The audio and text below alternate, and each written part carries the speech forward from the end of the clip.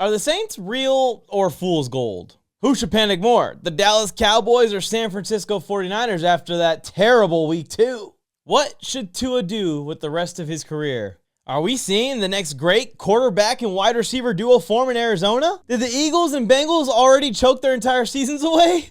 And who will win every single game of week 3? So many questions coming out of this last week of the NFL season. I'm going to answer them all here on the second episode of NFL Mike's Corner. I am so thankful for all of you for tuning in this week again for episode number 2. I told you we're going to bring in this back every week. It's a new podcast that I'm launching here on the channel. We're building it from the ground up. Please help me smash last week's like total, help me smash last week's comment total, and help me smash last week's totals as an episode entirely right now by liking this video. Making sure you're subscribed to the channel, turn on notifications so you can be here every time I post. I post the clips from each week's episode also on the channel, so you guys will see those in case you're not able to listen to this full episode of me talking for like an hour and a half to 2 hours every week, and you just want to see the part that you want to see. We're also going to be talking about, other than the topics I just brought up in the intro there, we're going to be talking about the Steelers-Chargers game under a microscope with a diehard Steelers fan that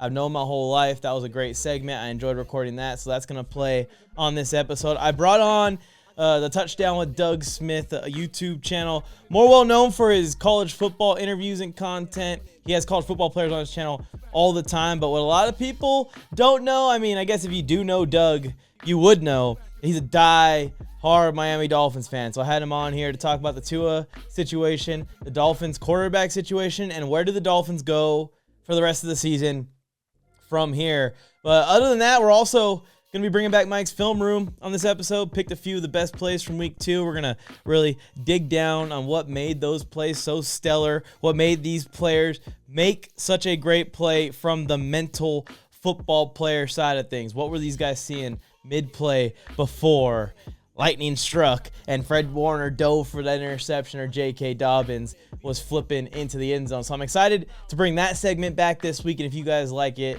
I will bring it back in future weeks. And in some shape or form, I will talk about all 32 teams basically every week. All right, let's get into the meat and potatoes here of week 2. The first team I want to talk about is the New Orleans Saints, as I mentioned in the intro. First, they smoked the Panthers, beat them by almost 50 points. I believe it was a 47-10 final. But everyone was saying that's the Carolina Panthers. It's one of the worst teams in the league. My Chargers got the Panthers this week, also blew them out. Also, we're in a situation where they could have been playing their backups in the fourth quarter. We're going to talk more about the Chargers and Panthers here in a couple minutes. To stay on topic here, now they go into Dallas, into Jerry World, and they do that to the Dallas Cowboys and that defense? That is impressive. And even me, as a person who was doubting the Saints going into the season, I am impressed. And I wish I would have listened to John Gruden. I saw his episode. He kind of inspired me a little bit to launch my own podcast on my own, because he just launched his own podcast called Gruden Loves Football, because he can't get back into the NFL with everything that's happened to him, suing the league and everything. So he just said, "I'll screw it. I'll talk about football on my own YouTube channel. It's called Gruden Loves Football." Here's a free plug for Gruden. But he said on that channel that he knows Derek Carr very well. Derek Carr is very familiar with the Zimmer defense, and he basically predicted that Derek Carr was going to carve the Cowboys defense up. No one on the internet, no one saw it coming, even after the Saints' crazy good week 1. No one expected them to kill the Cowboys defense the way they did. So shouts out to Carr. Shouts out to Gruden for calling it. I should have listened to him, because I picked the Dallas Cowboys to win this game and got this one wrong as one of my many wrong picks last week. And what I said last year about the Saints defense is kind of coming true this year. I was saying that this defense just has so many veterans, so many players that we've seen consistently perform in the NFL over years of time, that even though they don't have the top-end talent anymore and these guys aren't in their prime, it's going to form into a really good defense. And last year it did not come true. They weren't healthy at all. But this year, now that they're healthy, we're kind of seeing what I was talking about. The Honey Badger is playing his ass off. Demario Davis is being his usual self. We're seeing some of these DBs that are a little bit younger make some plays in the secondary, with Marshawn Lattimore being a little bit banged up. I mean, there's a lot to be excited about out of these first 2 games from the Saints defense. We all know about the talent on offense, and we could talk about this offense, which has put up now a plus 91 point differential. You guys want to know when the last time a team opened up the season, their first 2 games, with a plus 90 point differential? Yeah, it's the 2024 Saints this year, and the 2009 Super Bowl winning Saints had a plus 94 point differential after 2 weeks. So, are we getting some signs here from the football gods, from the football powers that be, that the Saints are legit again? We all know about Alvin Kamara. He's a touchdown machine. This guy is almost impossible to bring down in one-on-one. He's impossible to tackle in open space. He makes so many guys look silly on these little screens that Carr can just dump out to him, and he's got a one-on-one guy. The receiver blocks the DB. The slot receiver blocks the safety. Now linebacker's coming out and trying to tackle Alvin Kamara with a ton of open space, or they leave the safety free, and a safety's trying to tackle Alvin Kamara in open space. And we've just seen it does not work out. This guy scored a crap ton of touchdowns again this week, as we've seen him do in multiple games. Chris Olave has just turned into a consistent, really well-rounded wide receiver outside for the Saints. And then maybe the most underrated football player in the league right now, of all positions, is Rashid Shaheed. Pound for pound, the most underrated. I mean, this guy is a deep threat, a guy that can take it to the end zone on any play. It reminds me a lot of Jameson Williams, who's in Detroit and doing what he's doing right now with the Lions in these first 2 games as well. Rashid Shaheed, man, this guy has formed a crazy connection with Derek Carr and an insane duo here with Chris Olave. And when you add Alvin Kamara into the mix, like I was mentioning, it's very hard to stop. And it's so hard to stop that the Saints starters right now have been stopped once so far this season. The Saints did not punt until they put their backups in that Dallas Cowboys Saints game last week, and that's including the Panthers game. We're talking 2 straight games without the starters punting. The one drive that did not result in a field goal or touchdown for the Saints, Derek Carr just overthrew Olave for a pick late in the game, up by 3 touchdowns. The interception did not have any impact on the result of the game at all, or where that was going. But don't get too excited yet, Saints fans. I'm not saying that the Saints are completely fool's gold, because what they're doing right now is almost historic. I can't deny what my eyes are seeing on the field in the first 2 weeks of play in 2024, but I also can't deny what my eyes have seen from Derek Carr in the past. And we've seen him do this with the Raiders multiple times, where he's just really good for stretches of games. A borderline top 10 level quarterback play for stretches of games. And then teams get the tape on that, and they just start to realize, like, we just got to heat this guy up. We just got to get pressure in his face in the first quarter, and he kind of just becomes a shell of himself. All this holding on to the ball and taking those deep shots down the field, it all goes away. He just starts to check the ball down, try and get it out as soon as possible. And Joey Bosa's even commented on it before, called him out on it on game week, had the Raiders respond, and same thing. Derek Carr gets sacked 7 times in the next game because he's holding on to the ball, and as soon as an edge rusher gets around him, he hits the deck because he took 2 big hits in the first quarter. So Saints fans, just understand that you still have Derek Carr at quarterback. Understand that we've seen him do this exact thing in the past. Tape gets out on him. Defensive coordinator start to get some pressure on him, get in his face, and it severely drops off. Also, this team needs to stay healthy. Chris Olave has dealt with injuries in his career a lot already. Alvin Kamara, don't even have to mention his injury history. I think this O-line is playing very good right now, and they're also a very injury-prone O-line. It seems like the little tackle switch they did has worked out tremendously, and then also bringing in the new offensive coordinator. I will say, I think that the Saints could be the real deal. I think they could be a good team in the NFC. But it doesn't matter what I think, because the ball isn't going to lie on this in these next 4 weeks, y'all.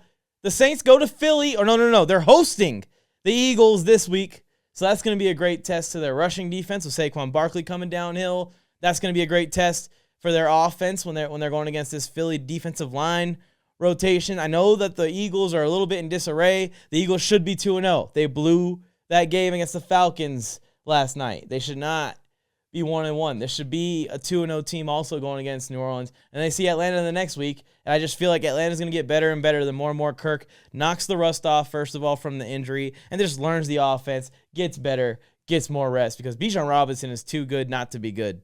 And he has not been good so far this year. Drake London is too good not to be good. and it's not been great this year. And they squeaked out that win. They got very lucky. They got to be very excited for that. But by the time these Saints see the Atlanta Falcons, they're going to be going into Atlanta, division rival, in Atlanta's 4th game. So going to have a lot more reps under the belt. I think the offense for Atlanta will be a lot better. And then they go to KC. So back-to-back road games. We don't need to talk about KC and what a test that is for the Saints. Derek Carr versus Patrick Mahomes rivalry renewed. And then they host Tampa. So these next 4 games, we're going to find out about the Saints. The Saints could be 2-4 in 4 games. And that's realistic. But they also could be 4-2 and have some really impressive wins along with this really strong 2-0 start against the Cowboys and the Panthers. And the Cowboys win is very impressive. And speaking of Tampa, let's talk about the Bucs next, since we're here and we're talking about the NFC South. The Falcons obviously 1-1 now. The Bucs 2-0. The Saints 2-0. The Panthers are out already. The Panthers might as well post up the elimination graphic right now. But the Bucs, they beat Washington in week 1. Now they beat the Lions in a very impressive win here in week 2, especially for that Bucs defense. And it clutched up twice in this game. Jared Goff got 2 opportunities to get the Lions into the end zone for the game-winning touchdown, and both times the defense was able to stop him late in the game, man. And Todd Bowles deserves a ton of credit for this. We were talking about this on the MJT football podcast ahead of this game, that this defense is underrated.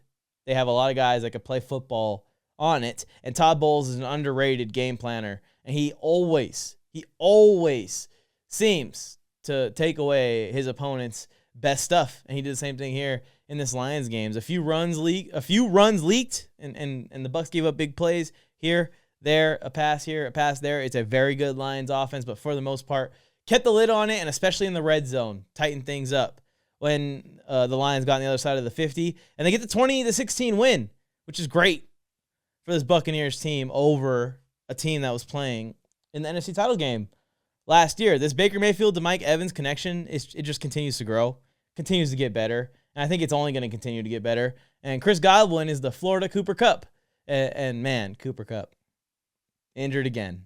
I got him in fantasy this year. I was very excited after week 1. Now he's out. But Chris Godwin hopefully can stay healthy there in Tampa. And for those who drafted him, you got yourself one there. I think Chris Godwin's going to get a lot of targets this year, and Mike Evans is going to keep making those big plays up the sideline for Tampa. Right now, talking about the Saints or the Bucs, which team would I take in the long run to win this division?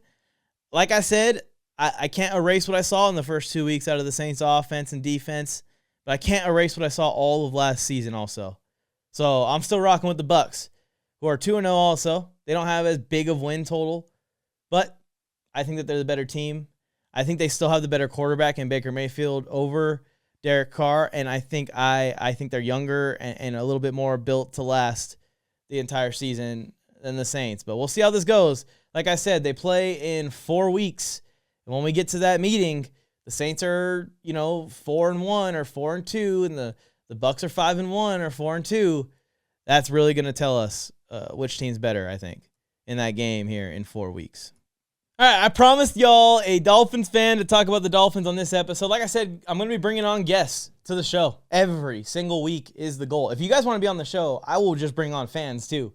If you guys want to do like a fan segment with NFLMike, I would love to try that out, so please hit me up. But we're bringing on Doug Smith. The Touchdown with Doug Smith is his YouTube channel. Like I was saying, he does a lot of college football content if you're college football fans, and he's a diehard Miami Dolphins fan. So let's cut to the segment here with Doug Smith. Doug, we're back. I'm so excited to be back on the air with you.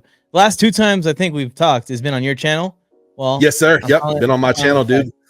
Finally back with a project myself. We've worked on a few projects of my own, but this one's going to stick. I promise, Doug. But welcome to the show. Say hi to all the people out there. Doug is a Dolphins fan, by the way. I told you guys about the NCAA content. Just throw anything else out there that they need to know about Doug Smith. Yeah, man. First and foremost, Mike, thank you so much for having me on the show, bro. When you and I come together, man, it's like Kane and Undertaker, man. We're gonna kick some asses. What we gonna do? But a little bit about my show. It's called The Touchdown with Doug Smith. It's one of the best places on the entire internet. I stand on that with 2 feet. to get NFL draft content. Not only that, throughout the season, college football season, I interview some of the best college football players currently playing right now. So yeah, you want to do your research, you want to learn about a player and not just have some guy read from an article and look at highlights on the screen. I bring the actual players to the show. Not only that, I do all kinds of wacky different series throughout the internet. I'm a big NFL guy too, as you see, Miami Dolphins. So check me out, man. Hey, thank me later. It's called Touchdown with Doug Smith. Hell yeah. And I'll have it in the description, everybody, so you guys can go and check it out. He actually interviews the players. I know I mentioned it on the show leading in, but I just want to hammer that home. Like, you'll have the players on the show, like talking to him next to him. I'm not kidding. It's pretty awesome, Doug. And I love watching your content. But I brought you on here to talk about some NFL. I brought you on here to talk about your Dolphins. And let's just start it here, because I haven't put anything out on the channel about Tua yet, as far as the YouTube channel goes. And I haven't really given my take on it at all. But I want to know what were your immediate reaction. My immediate reaction, my heart hit the freaking floor. The second I saw him take the hit, and of course you see him posturing, you know what had just happened. And it's just like everyone's first thought is straight to this guy should retire. But what was your kind of like immediate reaction, just briefly? Yeah, man. I think this is the first time I ever saw an NFL game where I actually cried. I'll admit it. 6'3", 315 pounds. I cried, dude. Not like a baby, but like I was that bothered and as desensitized as Americans are already. I'm a pretty desensitized guy and seen a lot of things in life, but man, this really hit close to home, man. You know what I mean? I was very bothered when Damar Hamlin, a rival of ours, got injured. Same thing with the Dolphins, man. When it happened, I didn't even care about whether we won or lost. Obviously, he was having a terrible game through 3 interceptions and stuff, right? He wasn't playing very good. Hey, that Samoan warrior in him, man, he's like, no, I'm going to get this first down. I'm going to fight all the way to the end, because that's what Tua does. He is a fighter, right? When that happened and I saw him hold his head, but on the way to holding his head, he did, his fingers got twisty and stuff. I felt physically lost complete appetite. I remember thinking I'm gonna get something to eat. Didn't want to eat no more. So yeah, man, that was my thought on it, man. It really, obviously, I posted up a short of it on my YouTube channel. I got like 100K views, man. But dude, it's a lot of people. He should have slid. Of course, he should have slid. Tua knows he should have slid. Stevie Wonder through his glasses could see that he should have slid. Of course. But man, sometimes when you're caught up in the moment, man, it's tough to do the right thing when you're really just trying to win the game, even if that means putting your health on the line. Yeah, that's my thoughts. Yeah. And he doesn't have the wherewithal that we have from the angle we have with the camera, that you can see the line to gain and that he's clearly past it. He's thinking, I'm on it, so I need to get this extra yard to make sure we get the first down. It's unfortunate, and you're right. He should have slid, and he probably knows that he should have slid. And it's becoming a thing now where it's like someone needs to get in his ear and tell him, like, we'd rather lose the game and you slide at this point. I know that this is the NFL and we're all about win first in all situations, but in this situation, in Anthony Richardson's situation, in Joe Burrow's situation, in Andrew Luck's situation, you should have slid. And everyone always says you should slide more when it's too late. And that's not what we want to see with Tua. And we could talk about the retirement talk all we want. Everyone is saying that Tua should retire because of what this can do for him in his life after football. That's not even something we really need to talk about, because he's not retiring. It's not happening. Today was put on IR, so he's going to miss 4 weeks at least. But there was reports early in the morning, I don't know if you saw them, that they were hesitant to put him on IR, that he wasn't going straight to IR, that they were still filling this out. And there was a chance that he was going to go through the regular concussion protocol and possibly back in a few weeks. Now, I think the 4 weeks is wise, just to give this guy some time to also think about everything, not just this season anymore. Like this season is still obviously in play, but you have a full month, no matter what, no matter how good you're feeling at the end of the 4th week. You're not playing in that 4th week. But what is your thoughts on them putting him on IR? It's clear he's not retiring, and it's pretty clear that the plan is he's going to play again this season, I think. Yeah, I don't know Tua personally, man. If I had to guess, he wants to end his career on his terms, not on the Dolphins' terms. And I think it's selfish. It's selfish. And a lot of Dolphin fans, and I get it, but I got to call out Dolphin fans out there. Not all of us feel this way, but there is maybe even a majority who are super pumped that he's coming back, and I'm not. I'm not. I'm just not happy that he's coming back, because what happens if I'm watching the TV, watching the game with my kids, and the man dies on the field? Like, we got pads, we got helmets, we got show. This ain't the leather heads with George Clooney. You know what I mean? Where guys have leather helmets, and like, no, there's top tier technology, still not perfect, is getting better. And he has a specialized helmet. He did the judo, and man, this guy should not be playing football. He shouldn't even be playing flag football, for that matter. You feel what I'm saying? Like, this is so much. So I personally, I'm not a fan of it, man. I think he should stay out the game. People have to realize, and I went on Chat GPT, shout out to Chat GPT. And I said something, I typed in something to the extent of, what happens when you've had multiple concussions where you contort your fingers? What are the health risks? Enter. And I did a whole episode on it, man. And bro, it's brain damage. Yep. Irreversible brain damage. Yep. And we see, here's the thing, we all love Muhammad Ali, man, back when he was in his prime. You know, obviously that's way before I was born. But you know what I do remember? Jamal Lewis, Baltimore Ravens, running back. Remember him? Man, he was cold. He was the give y'all some homework, man. He was beast mode before beast mode. This guy was amazing. He was a linebacker playing running back for the Ravens. Top 5 in the league at the time. Oh yeah. Phenomenal player. I feel like I'm talking to a 90-year-old if I hear him, not that I've spoken with him, but you watch him in interviews, he's like, what are we talking about again? It hurts me, man. It hurt. At the end of the day, it's adults playing the boys' game. And I love football. I'm not going to stop watching football. It's a great, it's changed lives. It's brought people together from racially, religiously. It's such a beautiful sport. It's a true American sport where people from different economic backgrounds could not only change your life, but also brings people together. I love football. But this is, and I hope the NFL will contort and put some type of law out there, put it in the contracts where they could force you to retire. Because as of right now, and I did my research, I could not find nothing. He should be forced to retire. And everybody respects him. Even Buffalo Bills, shout out to Bills Mafia for raising like $16,000 towards his the Tua Foundation. We can't stand each other on the field, but man, salute to those guys, man. But you know, everybody respects Tua, man. This is a guy who came in the NFL with a hip problem. Then it became a concussion problem. And then he went all last year. Not a single injury. So now we're all like, okay, you know what? Maybe the weird judo stuff really did work. And then this season he lost some weight, and you know, he grew out his hair, and I think even myself, not that I forgot about it, but I was like, man, you know what? He's probably going to be okay. He's probably going to be all right. This is going to turn around. No, it did not. It's not going to turn around. It's not going to get better. You think you'll go through the rest of your career and not get hit? I don't care if you're Brady. Anybody can catch a hit. It's unavoidable. You're going to get hit. If you play football, you're going to get hit. Like you're saying, flag football, you're going to get hit. And by the way, Tua, one of the most accurate quarterbacks in the league right now, would probably be a phenomenal Olympian in a couple of years here for flag football. I'm just saying, talking about accuracy. What do you need to be good at in flag football? This kind of all lines up. How cool would that story be if he retired now and, you know, started training for flag football and was an analyst? Because that's the thing that bothers me most about this too. Tua is not one of those guys where it's like football and then you're done for the rest of your life and out of the spotlight. Like this guy can get a college football game day job tomorrow. Very well put together, very well spoken. Let's not change that at all by outplaying this. I think he should retire too. If I was in his shoes, I would retire.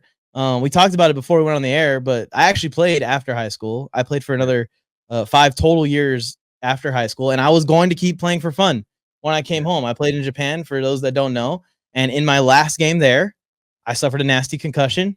I was paralyzed. I couldn't feel my feet, my hands, nothing for about 30 seconds after the hit. One of the scariest moments in my entire life, and I decided then that maybe this is a sign in my last game here that I shouldn't play when I get back to America, and I haven't played since then.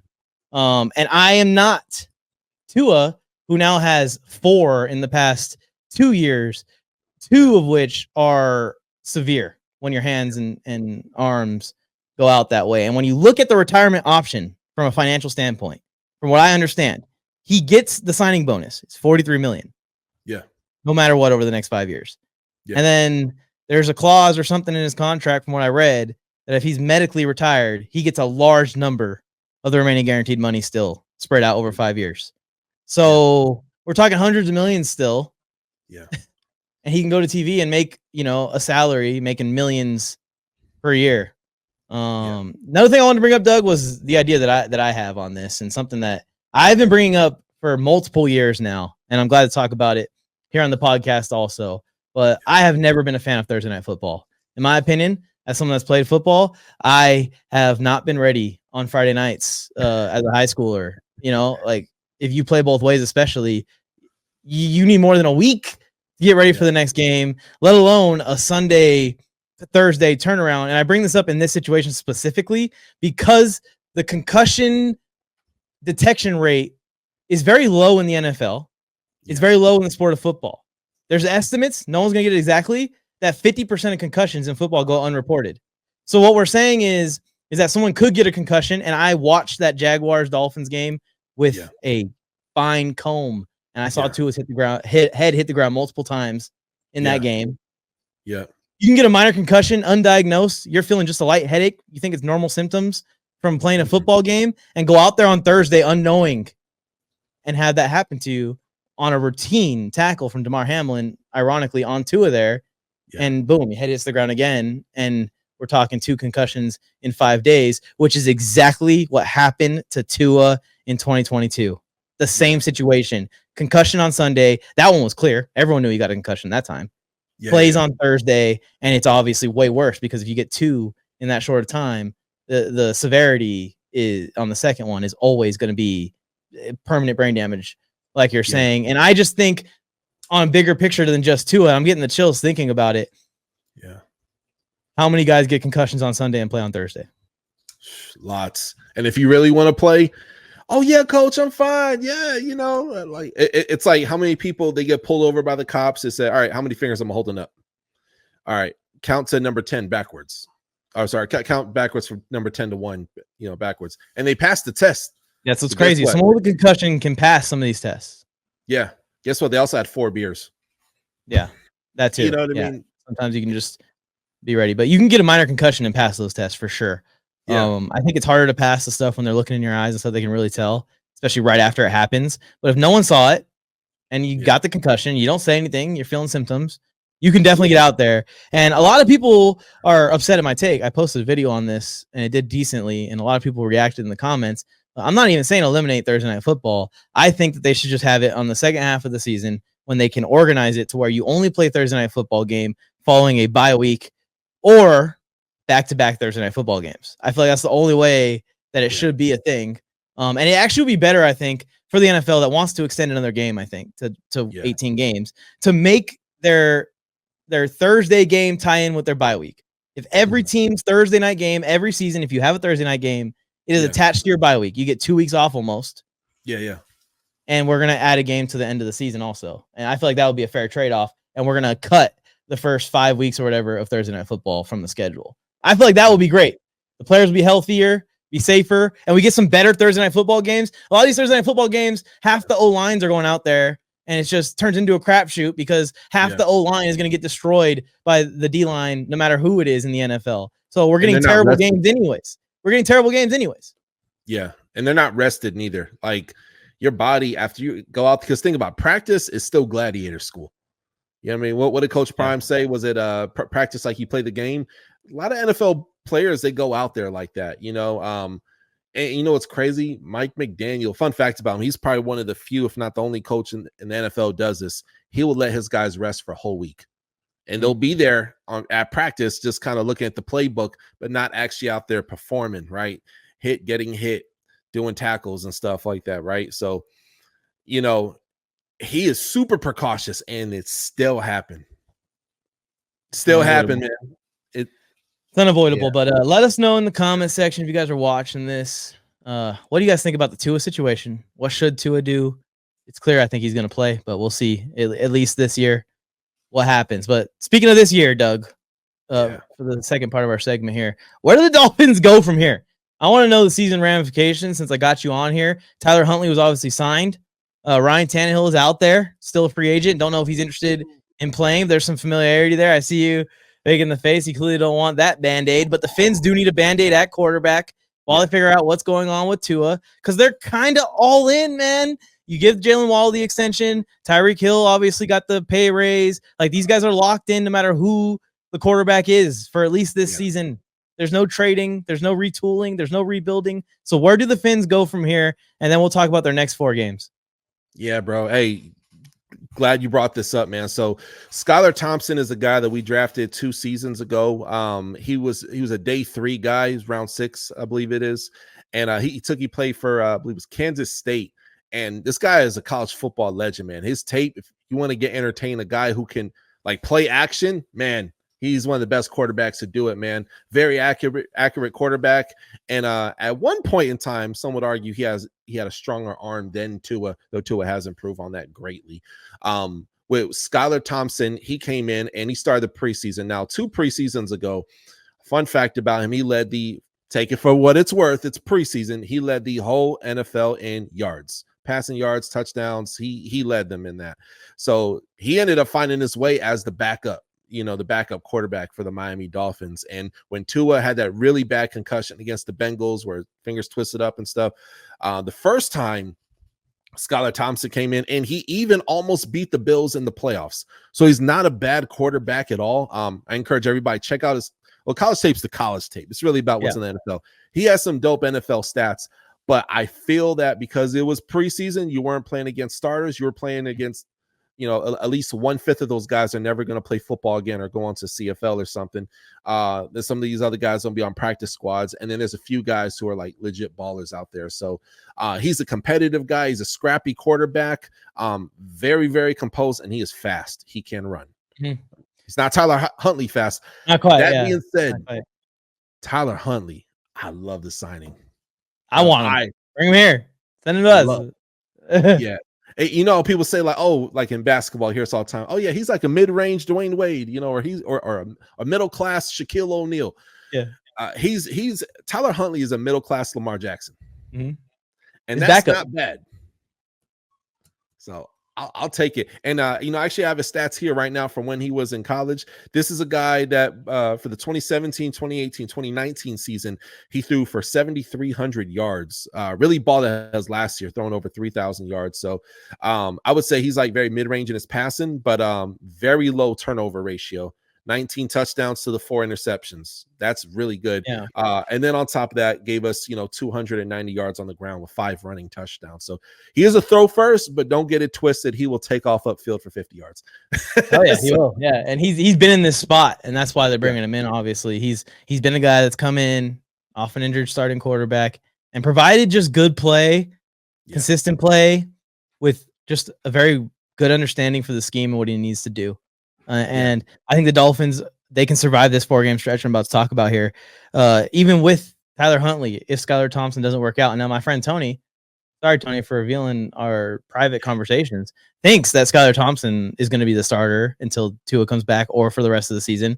And thinks that Skylar Thompson can win 7 or 8 games just because Tyreek Hill's so good. Just get him the ball in space. Jalen Waddle is so good. Just get him the ball in space. And we can really tell that there's a commitment to this Dolphins rushing attack lasting this year. And Devon A-Chain looks amazing, but even past him with Jeff Wilson and Jalen Wright being in that group, Raheem Mostert's already down, of course. They're committed to this rushing attack working down the stretch of the season, even without, with Tua on the field. Now without Tua, it's going to be amplified times a million. And what does Tyler Huntley do? He runs the ball well and protects the football. So I think it really is for the Dolphins, if they want to stay in the wild card picture, going to come down to, can the defense be better? We saw it in week 1. We saw it. You got the secondary flying around. You got the edge rushers playing really well. I'm a huge Jalen Phillips fan, probably always will be. And I think that if the defense can continue to play the way they did in that game, I'm going to give them some credit and just kind of scrap that Bills game. Just throw that one out the window and give them a fresh start defensively here. Going into Seattle here, who are very banged up already. Just played the Patriots extremely close, barely beat them. Then Tennessee, Will Levis out there playing Mayo ball, which is not a good thing. It's been terrible. New England, the Dolphins have had New England's number the last couple of years, especially, but just if anyone's had the Patriots number in that division, it's been the Dolphins. And just they're not the same Patriots that we've seen in the past. I know they're 1-1. They got the upset over Cincinnati. That was more about Cincinnati than it was about New England to me. And then Indy, who just kind of got upset by Malik Willis and the Packers. These 4 games, Doug, can you see the Dolphins going 500? And we're talking about Tua coming back in a few weeks, and the Dolphins, could put it back together and get back into the wild card race. It's definitely a possibility. One thing I want to point out too. So, do we have the personnel to do it? Yes, we have the personnel to win a Super Bowl this year. That's why it's so crazy, the untimeliness of Tua having a concussion. Yes, it's his fault, but at the same time, I don't think he would have thought that would have happened, right? Nope. But Mike McDaniel, don't call too many dink and dunk plays. Spread the love. Treat it like a buffet. You get a little rice here, you get a little orange chicken, get a little soup, get you some French fries, some pizza. We have an arsenal of really, really good players that are not named Jalen Waddle and Tyreek Hill. Mm-hmm. So get other people the ball and throw the ball beyond, 5 yards, 3 yards. You know what I mean? That's cool. That's dope. But man, and then when it's time to play hero ball, all of a sudden you're throwing the ball 30 yards down the field. I don't want to see that from Mike McDaniel. So that's something I will call him out on, man, publicly. Like Mike McDaniel, a good coach who can become a great coach, but I want to see him be more adaptable and change up the game plan a little bit. We got Jonnu Smith out there who signed to our roster, who balled out last year for Atlanta. We didn't get I'm forgetting he's even on the team.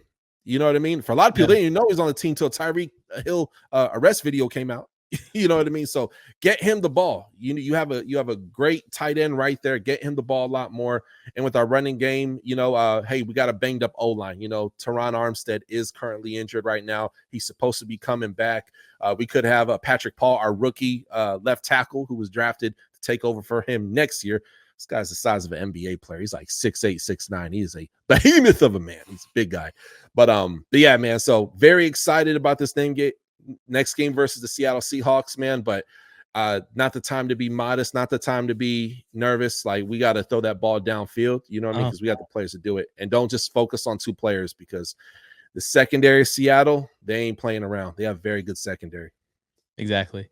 Yeah, and this is going to be interesting because the Seattle offense, in my opinion, the players look good in the offense, but the offense does not look super good, super stellar. So we'll see what happens here. Because 2 weeks ago, if you asked me, I would think this would be a 40-40 freaking shootout. And now I'm thinking it might be a defensive battle. One team doesn't have any tackles, so they're not going to be able to block Jalen Phillips. The other team just has a crazy secondary going against a backup quarterback, so they're going to force some chaos. So this game's going to be interesting, I think, for sure. And I think the Dolphins can survive it. Again, just can the edge rushers get home? It's the key for these 4. It's the key in most games. And I think it's about that for the Dolphins going forward. Anything else here to throw out there, Doug, before we wrap it up about Miami going forward here? If anything else develops, I will have you back on the show. As I was telling you, we're going to have guests on this regularly. I'm kind of just going to build a list of my favorite people. I'll put you there for the Dolphins. TD with Doug Smith. Oh, man. Hey, if you want me to rant about other teams, but I always got a lot to say. Oh, yeah. I'll get you on here for a bad Bills night, too. That might be good. Be great. I got a lot to say about them, man. One of those Josh Allen games, one of those 2 fumble, 2 interception games from him.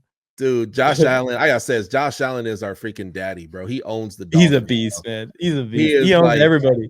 He's Papa Josh, man. He is, I hate to say it, bro. He owns Miami, bro. Just like Dan Marino, he owned Jim Kelly back in the day. The roles have reversed. They got back. Jim Kelly's getting his lick back. Yeah, man. It gets exactly, man. So this is why Bills fans, they're so pissed off at us. Rightfully so. True. But no, it's a great rivalry. They punched us in the mouth and made us pick up our own teeth, man. That was a brutal. Holy cow, that was brutal. But we came out timid. That's what I'm talking about with the play calling. And and shout out to Coach McDaniel. It's not all bad, I gotta say. Thank you for not getting Ryan Tannehill. Did not like Tannehill coming out of college. I was hoping we would trade him his second year in the NFL. Look, if he was so good, the time the Titans went to the AFC Championship, the first year that the Chiefs won it, they would have trusted Tannehill to take them all the way, but they became one-dimensional and lost in the AFC Championship. And they just kept giving to Derrick Henry. And that's not a hard game plan to stop eventually, you know? Yeah, you can dedicate enough guys to it. Anyway, I appreciate you for coming on, Doug. Thank you again. We're going to get back to the show, guys. Check out his stuff. It's in the description, like we were saying. Back to the other version of me.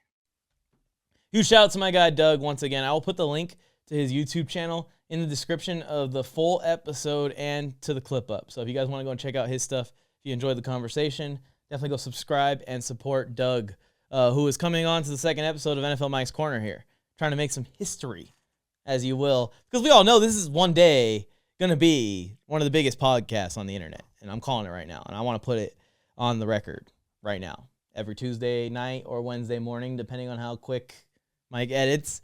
The biggest podcast, at least from the TikTok land or TikTok world, or whatever you want to call TikTok boy over here. It's going to be this one. I promise. Anyways, let's continue on here with our week 2 reactions. I know everyone wants to hear what I think about the Chargers, and that's what we're going to talk about next. Chargers going to Carolina on the road, and they destroyed the Panthers. Now, the Panthers are probably the worst team in the NFL, and that's no joke at this point, especially after we saw some kind of promise out of the Giants offense. The Patriots got that upset win over the Bengals. I think the Bears will get better. That team is just way too talented not to get better. I mean, some of the other candidates to be the worst team in the league, there's reasons why it's the Carolina Panthers over those teams. So I'm not taking too much stock into this game for my Bolts, but I am taking one thing into consideration. This defensive line is scary, and it's scared 2 quarterbacks in a row now. Gardner Minshew made a lot of mistakes last week. I talked about it in depth.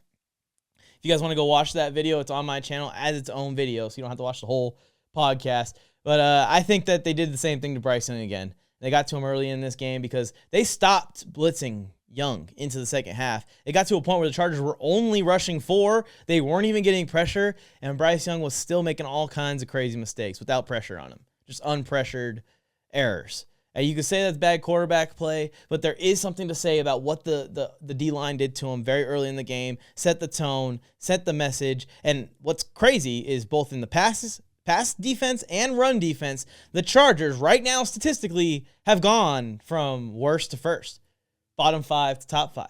So let's hope that this keeps going with Jesse Minter and this new group. I mean, it's a very similar group to previous years. It's just a new scheme, new mentality, new style of attacking offenses. It was very exciting to see, and unfortunate for Bryce Young that he had to run into them this week in Carolina. For the Chargers offense, everyone's kind of like, why haven't the Chargers unleashed Herbert yet? It's because they haven't had to. They really haven't had to. And even when they did try to get Herbert going in this game a little bit, Herbert took some hits. And it was like, okay, so we need to scale back here. We're up by 2 touchdowns. We don't need Justin Herbert to really throw in this game at all. And the Chargers did again. And maybe I should eat some crow here because I still thought the passing game would be a big part of the Chargers offense. But then again, like I'm saying, we haven't needed it yet. The Chargers have literally won the games from just running the ball so far. If the Chargers rushing attack gets stopped by Pittsburgh this week, who the Chargers are playing, and we're going to talk about in depth a little bit later in the show, they may be forced to pass more. And then we'll see Herbert unleashed. And when we see Herbert unleashed, we know what he can do. But he's got to stay smart. He's got to stay healthy. We can't take those big hits. We can't be trying to be too much of a Superman-style player anymore. We don't need you to be Superman anymore. We just need you to be like Batman or something equivalent. We don't need anything crazy out of you, Herbie. So very excited for the Chargers. And on the Panthers side of things, they benched Bryce Young immediately after this game for Andy Dalton. That is just ugly, man. And I hope Bryce Young is picked up by a team with a great coach. I'm talking about the Giants. I'm talking about the Rams. I'm talking about a team with either an older quarterback and they just want to get Bryce Young in there as a good backup, someone that can develop, see if they can turn him into something still. Kind of a similar situation to Baker Mayfield. Or a team that is desperate in a bad situation with their quarterback currently. Maybe they trade for Bryce Young, but he needs to get out of Carolina because sometimes it is where you go. It doesn't work out because of where you go. And that really is what it feels like with Bryce Young here. Also, Bryce Young hasn't helped himself very much. I haven't noticed any substantial improvements out of him in his couple-year career so far. All right, next thing I want to talk about is the next great quarterback and wide receiver duo forming in Arizona. Holy shit. I am pumped to see this because I kind of called it. As soon as the Cardinals drafted Marvin Harrison, and even before they drafted Marvin Harrison, I was saying they should draft Marvin Harrison, because Kyler Murray with Marvin Harrison is going to be an absolute freaking cheat code. And I know it didn't manifest in week 1. We saw that there was some opportunities in week 1 that were missed that they definitely probably could have landed on. And we saw them land early and often here in week 2. And what really makes this connection special to me is when you get Kyler Murray's ability to extend plays, to extend these plays into the 7, 8, 9, 10 second range. And you got Marvin Harrison now running around the field on like a route where he can just make it up as he goes. It's indefendable. I don't think anyone in the league is going to be able to slow this duo down if Kyler's playing this well, doing this well at evading sacks and stuff. They're going to be very hard to stop offensively. I wish that the Cardinals defense was really good, but in this game they were really good. They destroyed the Rams. The Rams are all kinds of banged up, so we'll see how they do next week. But, man, the Cardinals wide receiver, quarterback duo that's forming down there is going to be very hard to stop. I think we're going to see some very exciting individual plays, and we're going to see some very exciting games out of these two where they're scoring a bunch of points. A lot of freaking points. And I think I have a play from that game, from Kyler to Marvin Harrison, in my Mike's Film Room segment here this week. So we'll talk about it even more later in the podcast. The Bengals almost did it, man. The Bengals almost gave the Chargers the lead in the AFC West. I mean, the Chargers are still in first via tiebreaker because we did beat a division opponent, and we have a crazy point differential right now with 2 blowouts to start the year. But the Chiefs should have taken an L in this game. Joe Burrow was awesome out there. Like, all that talk about the wrist last week, I've made an individual segment for it, talked about it in depth, like what's going on with the wrist. Put it all to bed, man. He looked great. And even though the Bengals O-line wasn't playing amazing by any means, they weren't outstanding. They weren't terrible, but they can definitely improve. And Joe Burrow had to evade. Joe Burrow did take some hits. He did take some sacks. He did take some moments from Chris Jones where it was like, oh my gosh. And of course, we're going to talk about the fumble late in the game. And then he flipped to the other side of the coin in this game. Patrick Mahomes is sloppy. Patrick Mahomes made multiple mistakes that he never makes. He rolled right and threw an interception straight out of the linebacker. He gave the Bengals that kind of rusty early season Mahomes that we've seen now in multiple years where he kind of struggles early on in the year, but they just find a way to win just because they're so good as a team in general. It's not just Mahomes. Mahomes is kind of like the cherry on top that makes this a championship dynasty level thing. Because without him, with another lesser quarterback, let's say, I think that the Chiefs are still a playoff team and an AFC contender. If Carson Wentz has to get in there, God forbid, I don't even want Mahomes to get hurt. Even as a Mahomes hater, they're still going to probably win a bunch of games just because of how good they are, even when Mahomes isn't perfect, or like in this game, if we're being honest, outright bad. He was bad in this game. I enjoyed it very much because he's never bad. He never makes this many mistakes. He's always perfect, it seems like. And the Chiefs as a whole were bad in this game. Lots of penalties. Lots of mistakes. Perfect chance for a Cincinnati Bengals win. They could be 1-1 right now, right in the thick of things in the AFC North. But instead, they're going to be 0-2. And like I was saying, it's always the Bengals O-line. It's kind of the weakness on this team. 65 yards rushing. It's just, most of it came on one big run for Chase Brown. It's inexcusable. You have to get more on the ground if you want this passing game to be stellar without T. Higgins in it. Because if you don't run the ball well, the O-line isn't able to establish the run early in the game, they don't have to bring anyone down into the box to stop the run. So they can just double up Jamar Chase all game long and say, make one of these other kids beat us.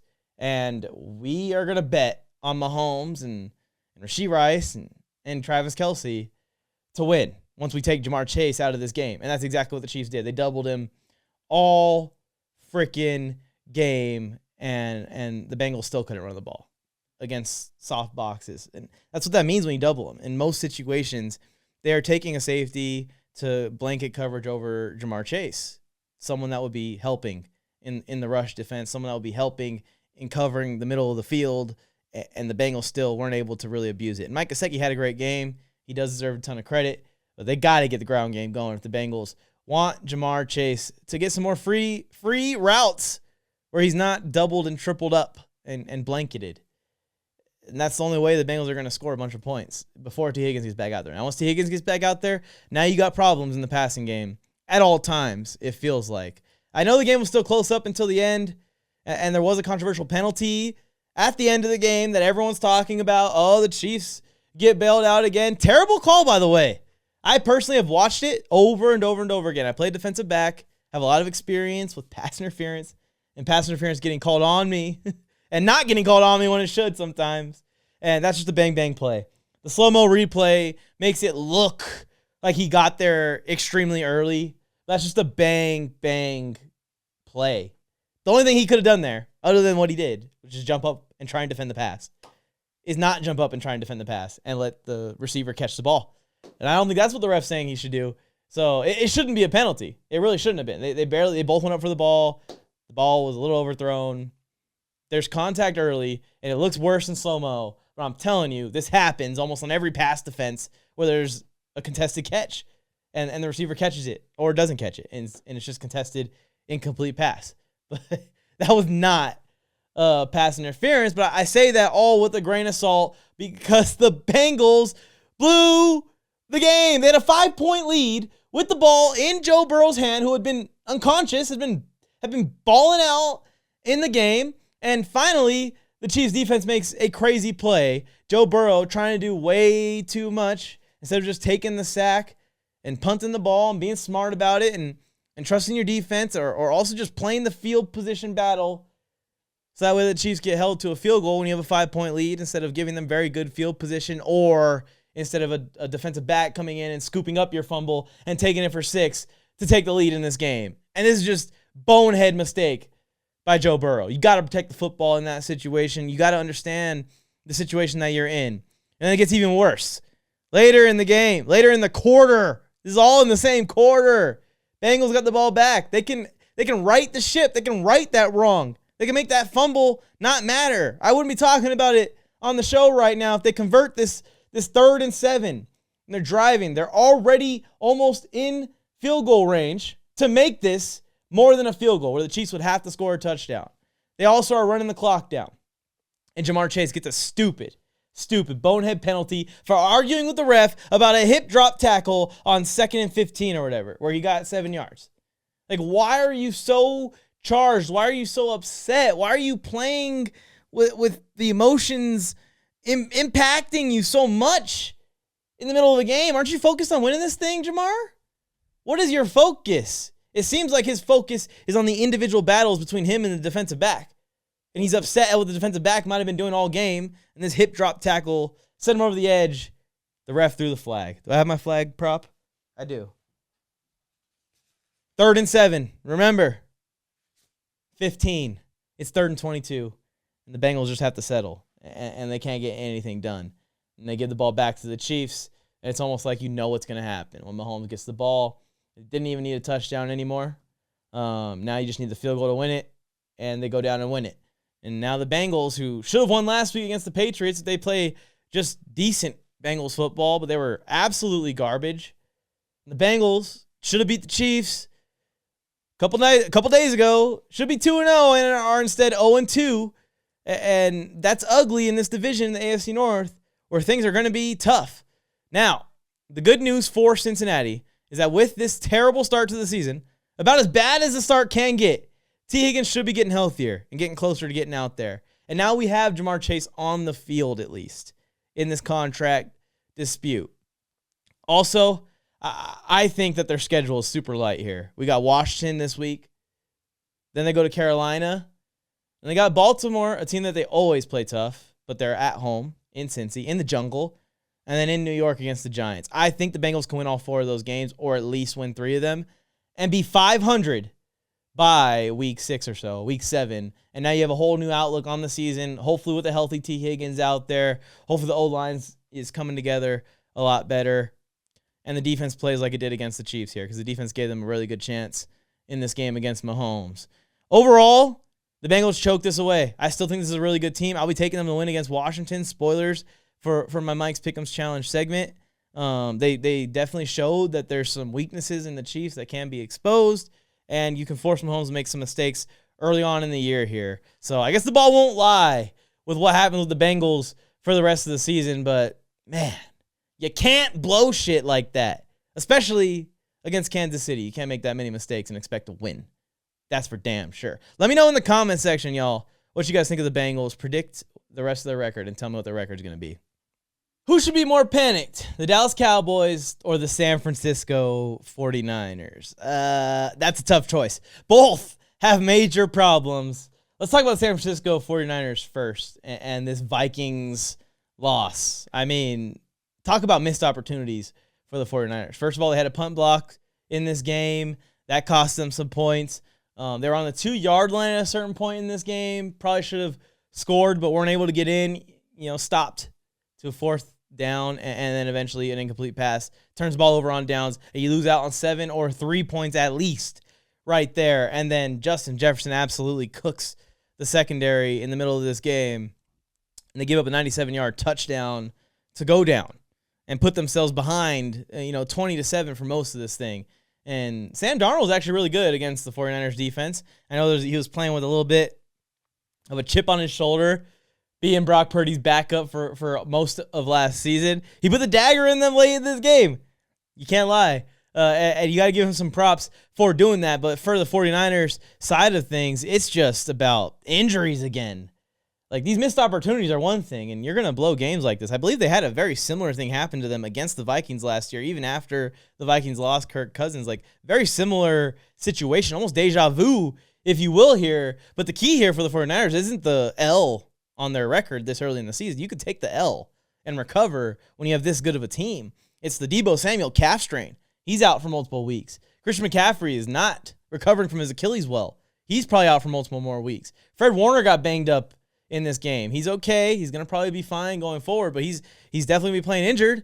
Nick Bosa got banged up in this game, I think on the same play as Fred Warner, which is the same play Justin Jefferson got hurt in this game as well. Like, just injuries everywhere on this field. It was cursed. George Kittle was carted off.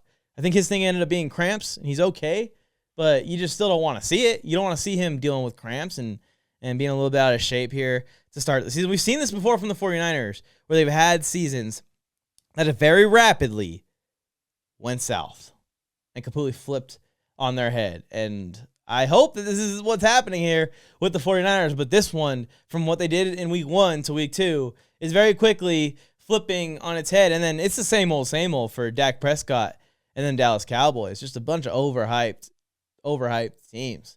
I mean, I think that as a guy that supported Dak, and I actually have rooted for the Cowboys for years, and I still do. I'm rooting for them now. I even can admit that these teams they're so loaded, and they just always are inconsistent. They always fall short of expectations, and Dak Prescott just has these terrible games like this often. Threw multiple interceptions in this one.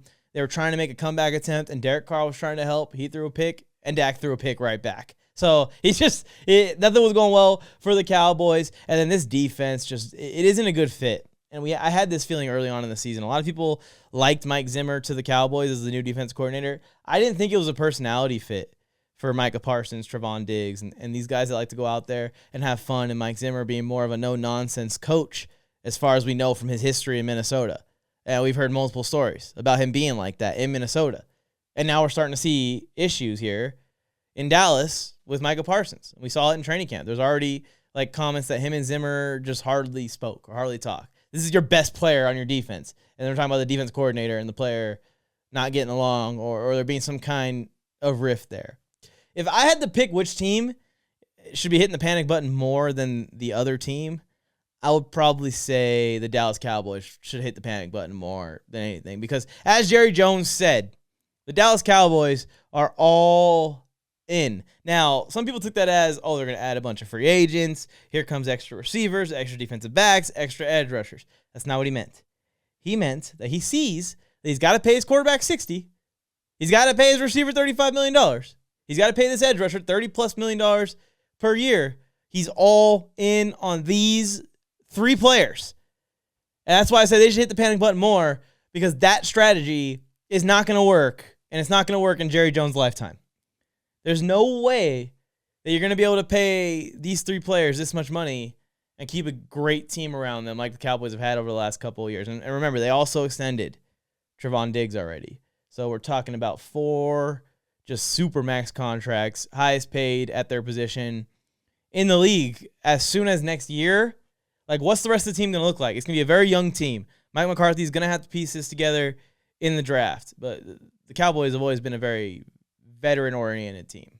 They've always had just a stacked O-line, just a constant revolving door on the offensive line. Always great linebackers, always great pass rushers. And I'm not saying that they don't have that. I'm just saying they're not going to be as deep as they've been in previous years. They're not going to be anywhere near as deep as they've been with some of the best Cowboys teams over the last 20 years or so that have been Super Bowl contenders. They really have been right there knocking on the door. So I think it's time to panic because you need Dak and CD to carry this offense to a better performance than what you saw against the Saints' old defense. Everyone's giving them credit. There's still, the Cowboys should have put up more points in this game. The Cowboys shouldn't have turned the ball over as much as they did in this game. I still think that you're going to need more out of this Dak to CD connection than what they got, which they did get the big play, obviously. CD made it amazing, dipped under the 2 Saints defenders and scored in it, but it's just not enough. It's going to have to be unstoppable for it to make sense if the defense is going to be this bad. The defense got absolutely cooked. They just doubled up Micah Parsons and went to work offensively. New Orleans did. And they came downhill, and they bullied the Dallas front 7. So I think that Dallas is the team that would hit the panic button more so than San Francisco. San Francisco still has all these players rostered, even though they're injured. They're all set to come back this year in the second half of the season, when you're going to need them most anyways. This 49ers team is still built to win with Jordan Mason at running back instead of Christian McCaffrey, with Brandon Ayuk instead of Deebo Samuel at wide receiver. But the Cowboys do not. So they don't have someone to fill in for CeeDee Lamb. They don't have someone to fill in at running back for Zeke if something happens there. They don't have anyone really that's going to take this Dallas Cowboys rushing attack to the next level like CMC does in San Francisco. So it's just they don't have the same amount of depth. They don't have the same amount of continuity. They don't have the same amount of success over the last couple of years with battling through injuries. They don't have as good an O-line. I don't think the Dallas defense is anywhere near as good either. So I'm definitely taking the 49ers as the team that is going to survive this struggle here in week 2 of the season. Very early still. More so than the Cowboys. I'm not saying that I think the Cowboys are done, though. I do think the Cowboys are still a really good team. I think those 3 players are going to beat teams that are bad, that aren't red hot like the New Orleans Saints throughout the season. I think the Cowboys now are a team that I originally had predicted falling off the wagon a little bit, going to 9 wins, are still going to win 10, 11 games, still be in the wild card picture, but just hit the panic button more so than the San Francisco 49ers, both now and long-term going forward.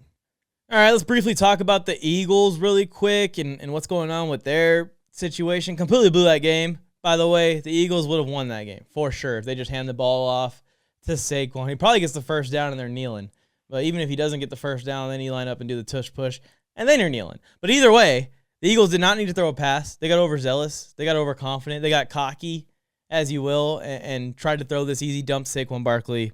And that's when the football gods will bless you with a Saquon Barkley rare dropped pass. That's always what happens when you make the bonehead decision, Nick Sirianni. So just mark that down and save it for later. There's other problems with the Eagles other than the coaching decisions, too.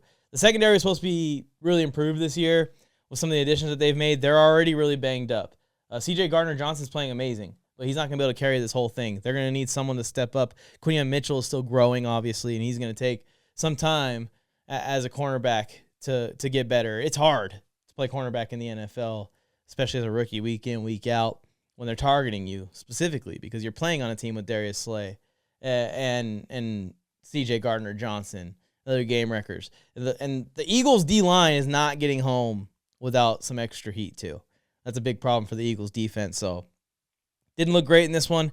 Kirk Cousins had a much better game than he did in week 1, and Philly blew the game. Which leads me to, how many games can Philly blow? How many mistakes can be made? How long can they go Jalen Hurts kind of regressing like this before Philly's thinking about the coaching situation? And is Nick Sirianni on the hot seat this year? I think so. I think the Eagles are too good to go 10-7 and lose in the first round this year. If that's what happens, Bill Belichick could come to the Eagles, and that would be crazy. And I think a lot of Eagles fans would cheer that because the defense would be fixed, and they would run the ball with Saquon Barkley and Jalen Hurts. And that is that simple. This team will win 12 games if they just stop overthinking it. Jalen Hurts is not a passing quarterback. We all know that. He's good off the play action when the defense doesn't know the pass is coming. So why not play it that way? That's the way they played it on the way to the freaking Super Bowl. Come on, man. I know the O-line's not as good as it was back then, especially the interior. But it's still really good. And it's still shown to be really good this year, especially in run blocking in front of Saquon. So let's use Jalen Hurts to his strengths, man. I know they're trying to keep him healthy and all that, but it's not going to matter if they keep having him drop back and throw picks. It's not going to matter if he's healthy. It's not going to help you win. I think for sure the Philadelphia Eagles will respond, though. This is still a really good team, and we'll see how it goes down the stretch of the season. And we'll see if they start to heed my advice. Just run the ball. Stop overthinking it. Stop thinking that you're the smartest guy in the room, Nick Sirianni. All right, that's a good recap for Week 2. One more part of the recap to Week 2 is Mike's Film Room. Welcome to Mike's Film Room. We are officially back, baby, and we're going to break down and talk about a few of the games from Week 2. And I'm going to be trying to do this every single week if you guys like this segment. So please comment your thoughts, like the video, subscribe to the channel if you're not subscribed to the channel yet, and turn on notifications so you can be here every time I post. The first play we're starting with is Fred Warner. So pre-snap here, Darnold is coming to the line, and he's looking here. There's a single safety up top. Both corners probably pressing at the line. I assume the corner that's off screen is also pressing, like the corner here at the top of the screen. Probably got man coverage. This is lined up as man coverage, or if it is zone coverage, it's most likely some kind of cover 3, especially with the linebacker in this close to the line of scrimmage. In order for this to be man coverage, this linebacker has to be in one-on-one with the DB or with the receiver here in the slot. I highly doubt that, especially right before the snap. You start to see this safety drop off. Kind of will tell Sam Darnold this is probably a zone coverage, and in that case, most likely cover 3 or maybe cover 4. But when he sees that and he knows that this is zone coverage, he's going to be watching Fred Warner. He's going to be watching that linebacker, because if Fred Warner doesn't get deep enough into his zone, the soft spot is probably to attack this in the area in between the safety and the corner, especially if that receiver up top is going to run the corner off, which I believe he does. No, it's a screen. It's a wheel route that runs the corner off and up the sideline. You know that design is there. Sam Darnold is probably thinking that this receiver, and even off the line, he comes off the line wide open. This receiver's going to be open for a first down and possibly a touchdown, because linebackers aren't going to be able to cover this much space and get to this in time to make this interception. And there's a clear window in the zone where Sam Darnold anticipated that window to be. And of course, the robber safety probably would have killed the receiver, but he would have had a chance to catch this ball. And Fred Warner just makes a phenomenal play, who's in his hook-to-curl coverage here. And when this receiver motions, his coverage shifts just slightly. He's instead covering a middle hook-to-curl. Now he's covering a hook-to-the-curl over the left hash of the field, or the right hash from his perspective, I guess. And it's just a simple zone right here. He just makes a hell of a play on the football. Reads Sam Darnold all the way. Darnold's trying to move the safety. Probably didn't even really feel Fred Warner there. Didn't think Fred Warner was even a threat to pick this pass off, just based off of how his zone should be. Because if Fred Warner's dropping back that far to cover this post route, this skinny post route, then they're leaving Fred's zone over the middle of the field wide open. But Fred can cover both the post and his zone at the same time. So you got to appreciate great defensive play. And on the next replay here, we're going to go to the other side of the ball, to the offense. Here's my boy J.K., man. What a start to the season for J.K. Dobbins. Back-to-back 135-plus rushing yard games. Very exciting to see out of my guy J.K. But here, Jim Harbaugh special, right? We got 10 people in the box, 10 bodies. And it looks like 8 of them are 300 plus pounds. And they're ready to block the entire Panthers defensive line here. And Gus Edwards is pressing 300 him damn self at fullback here. But this is what Jim Harbaugh brings to the Chargers. It's we're going to run the ball at all costs type of mentality. And you get this many linemen out there, and you get a good run scheme put together. You get the blocking all flowing left, giving J.K. Dobbins this beautiful lane. Gus Edwards lead blocking. Scott Matlock, a defensive tackle, out there lead blocking. And J.K. Dobbins is untouched. He's untouched. He's untouched, and he's free up the sideline. This is the first guy that touches J.K. Dobbins, and it's too late.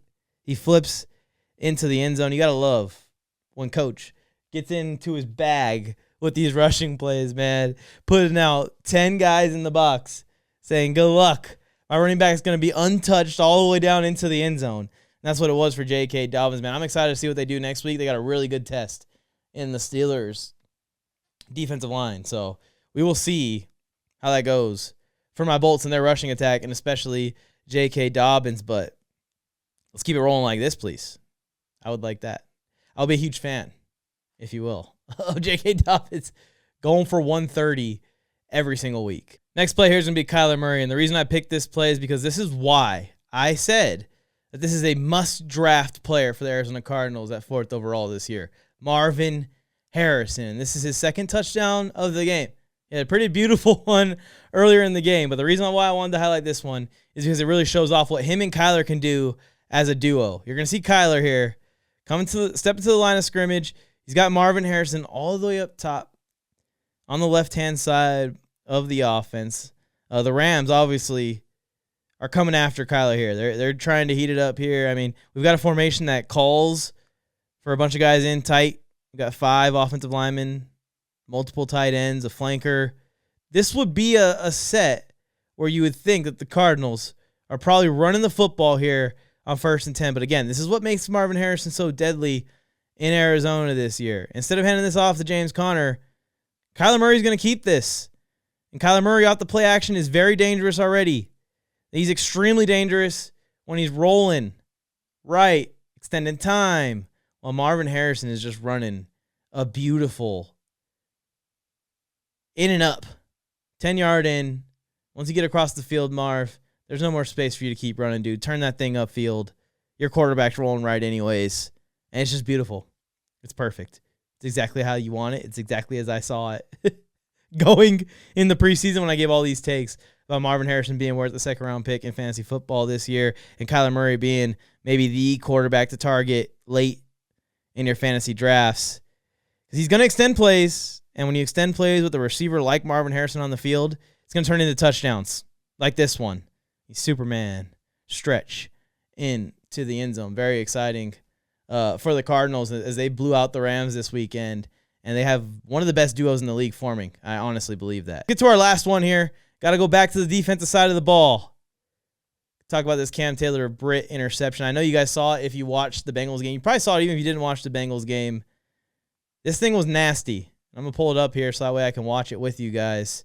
And these guys talked leading into this game, right? Cam Taylor-Britt was talking about Xavier Worthy, how if you want to slow this guy down, all you got to do is just get your hands on him. He's tiny. Push him around a little at the line of scrimmage. He's going to have problems down the field that we haven't seen yet out of him this season. And here he is. We got one-on-one coverage at the top of the screen. Mahomes knows it's one-on-one coverage. Cam Taylor-Britt knows it's one-on-one coverage. Xavier Worthy, I think, knows it's one-on-one coverage. Everyone on the field knows what's coming because they can read the cues. They're there. They're in person. So it's one-on-one. Which player is going to win?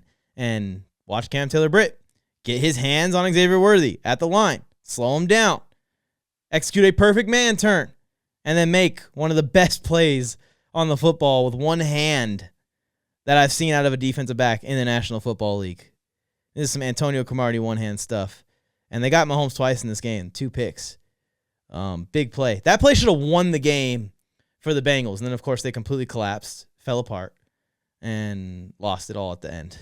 unfortunately, for the Bengals fans, and for me as a Chargers fan. And the Chargers could have been in the AFC West lead by themselves without the Chiefs there, but now we're tied with them. But hey, we play the Chiefs in 2 weeks, so hopefully the Chargers don't make these bonehead mistakes after, Asante Samuel Jr. one hand snags an interception like an absolute monster the way Cam Taylor-Britt did. Let me know which plays you guys enjoyed the most from this week. I want to kind of see what you guys want to see broken down in next week's games. What is your taste? Make sure you guys like the video, whether you're watching the full podcast or the clipped up version of Mike's Film Room, and I will see you guys next time. Will we see any more interceptions better than that the rest of the season? Probably not, but I guess sooner rather than later. The ball definitely won't lie. We're running out of time here on NFL Mike's Corner episode 2, so we're going to delay the Ask NFL Mike Anything segment until next week. But I will be putting the post up where you guys can ask me anything in our community server, which is growing and being built right now. You guys can get a bunch of other stuff in that server as well, like my free picks, get access to Mike's Pick'ems Challenge, which is what we're about to get into next. You guys can get in there and get all of my content as it posts. I throw it up there daily. Every time we post here on the YouTube channel, both short and long form, you get bonus giveaways. I'll post all my giveaways, all my discounts, all the promotions I get with all of the apps and everything that we do in that community server first. If you're an NFL fan, I just suggest you join. But also specifically for the Ask Mike segment, I will just go in there next week on Tuesday morning and I will say, hey, ask me anything for the episode today. And we will react to those questions next week. But right now, we're going to get straight in to my segment here, previewing the Steelers-Chargers game with my uncle and friend. He's a family friend, obviously, who I grew up knowing and know him like an uncle, love him like an uncle, always been a diehard Steelers fan. He's very humble himself, by the way, so he won't tell you, but he played professional baseball in the MLB, shared an outfield with guys like Manny Ramirez. I mean, this guy's been around sports his whole life at the highest level. He understands it. His son, crazy athlete himself. So here's my segment, previewing Chargers Steelers with one of the biggest, most knowledgeable Steelers fans that I know when it comes to the game of football. Joined with my friend, my uncle, Piba. You guys might be a little bit confused, but I grew up with this man teach me basically everything. Not everything. A lot of what I know about football. More so the player side of things. So I'm excited to get on here and talk from a fan's perspective. Piba, tell them your background as a Steelers fan, because we are going to be previewing the Chargers and Steelers matchup this week. Oh, right on. So I'm an OG Steelers fan from back in the 70s. Your dad and I are like brothers, so we're family. So you know how old I am. I'm not going to tell everybody else, but I'm old. So people always ask me, how did you become a Steelers fan? And then I usually pull up my picture. Had I thought of that, I would have pulled my picture up and shown you. I played for the Steelers when I was a little kid. So obviously when you're a little kid, you kind of adopt that professional NFL team. Steelers just happened to be good back then, winning Super Bowls back to back and whatnot. So I was bit by that. I also had a friend on my team whose aunt worked for the Pittsburgh Steelers, so we got a lot of Pittsburgh gear and authentic autographs and stuff like that from like Terry Bradshaw, Lynn Swann, and those guys.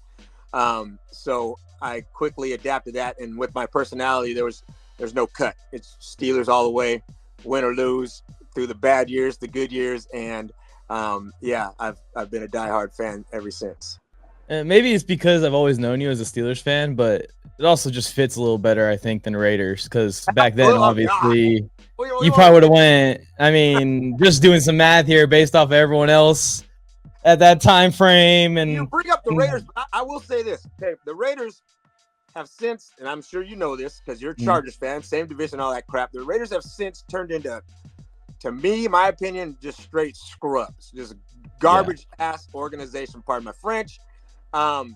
Whereas before in the 70s, they were super respectable. Like, I respected the Raiders and loved playing against them in the 70s because they were almost the blueprint of the Steelers.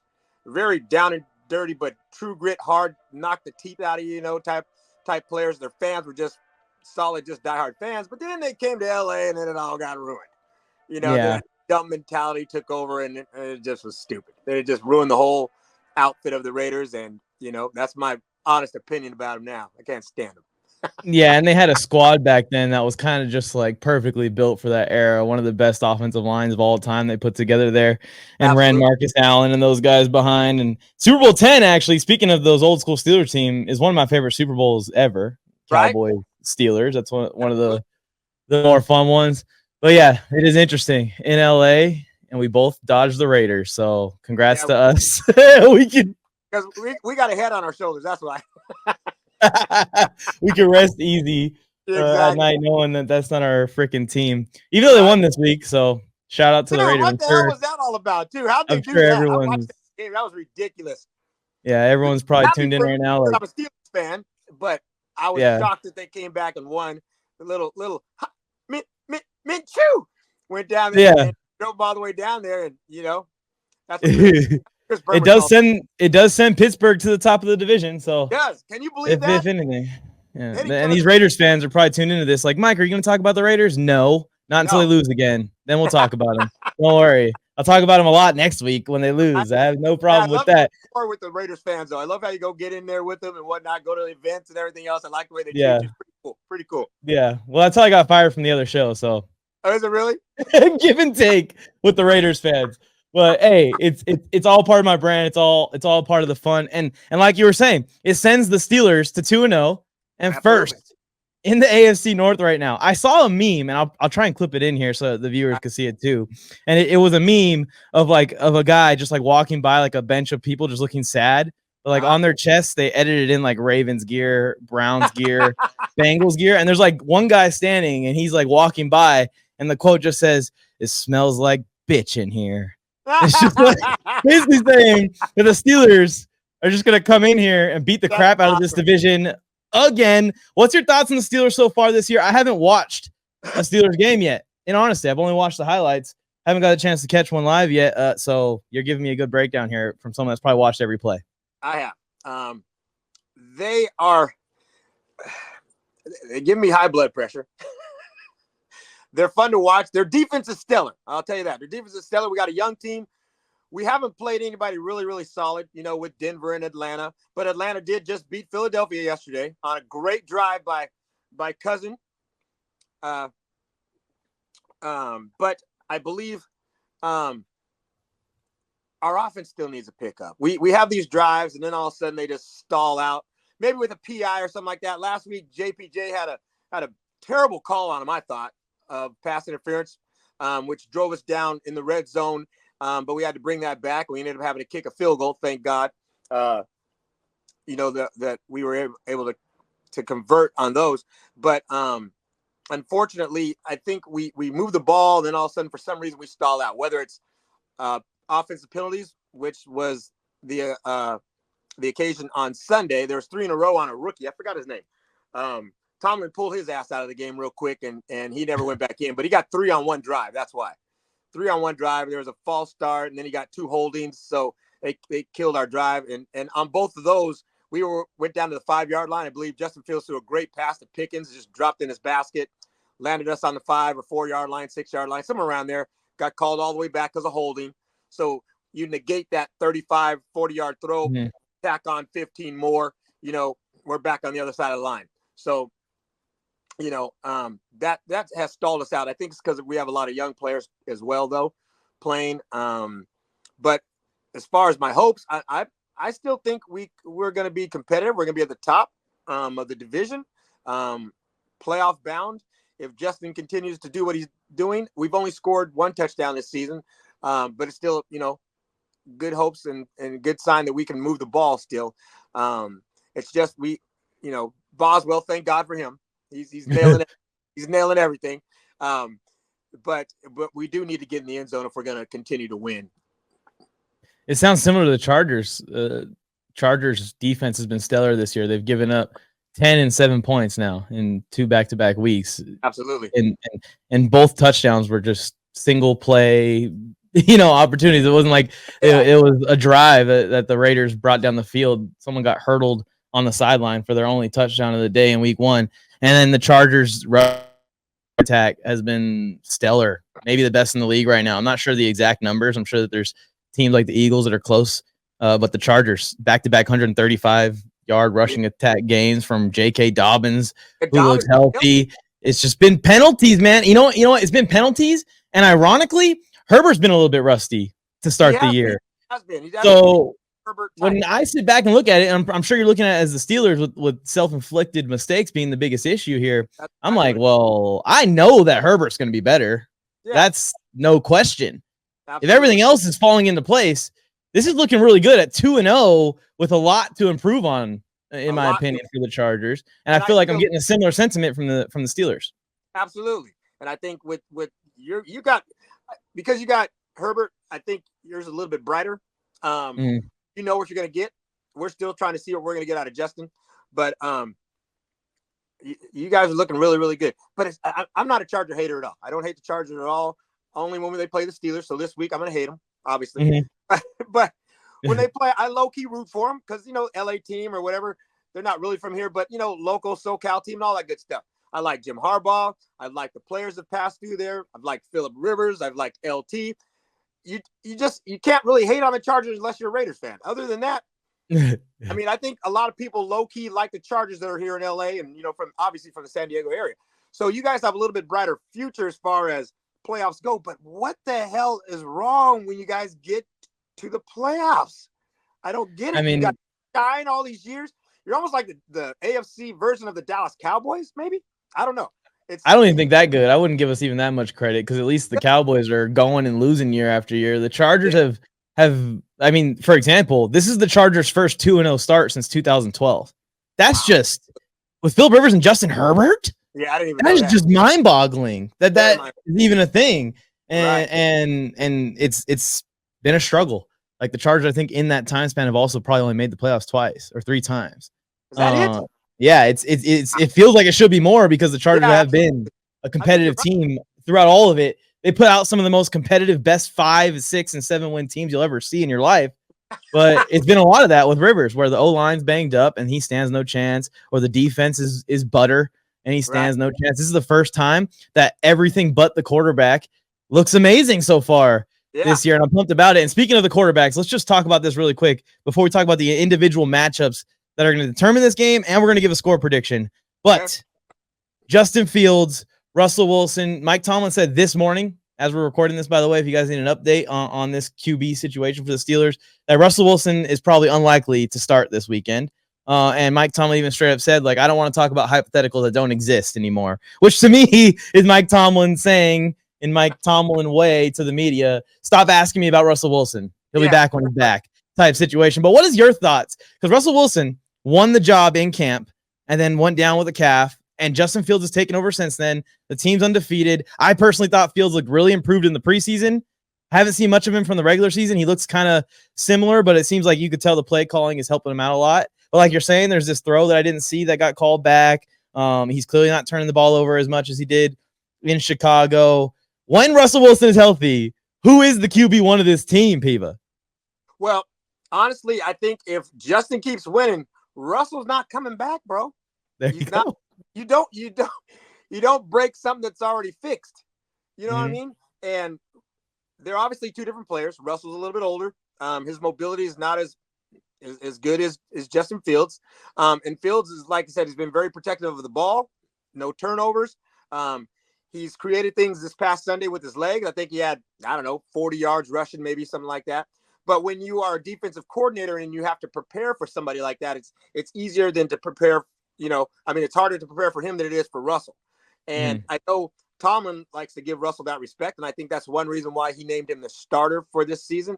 I think it's out of his being a veteran and out of respect, because he didn't really shine too much more than Justin in during the preseason. If you ask me, so I think he gave him the starting job just because of that. But right now, if Tomlin being Tomlin, if and when he's ready, if Justin's winning, dude, it's his job to lose.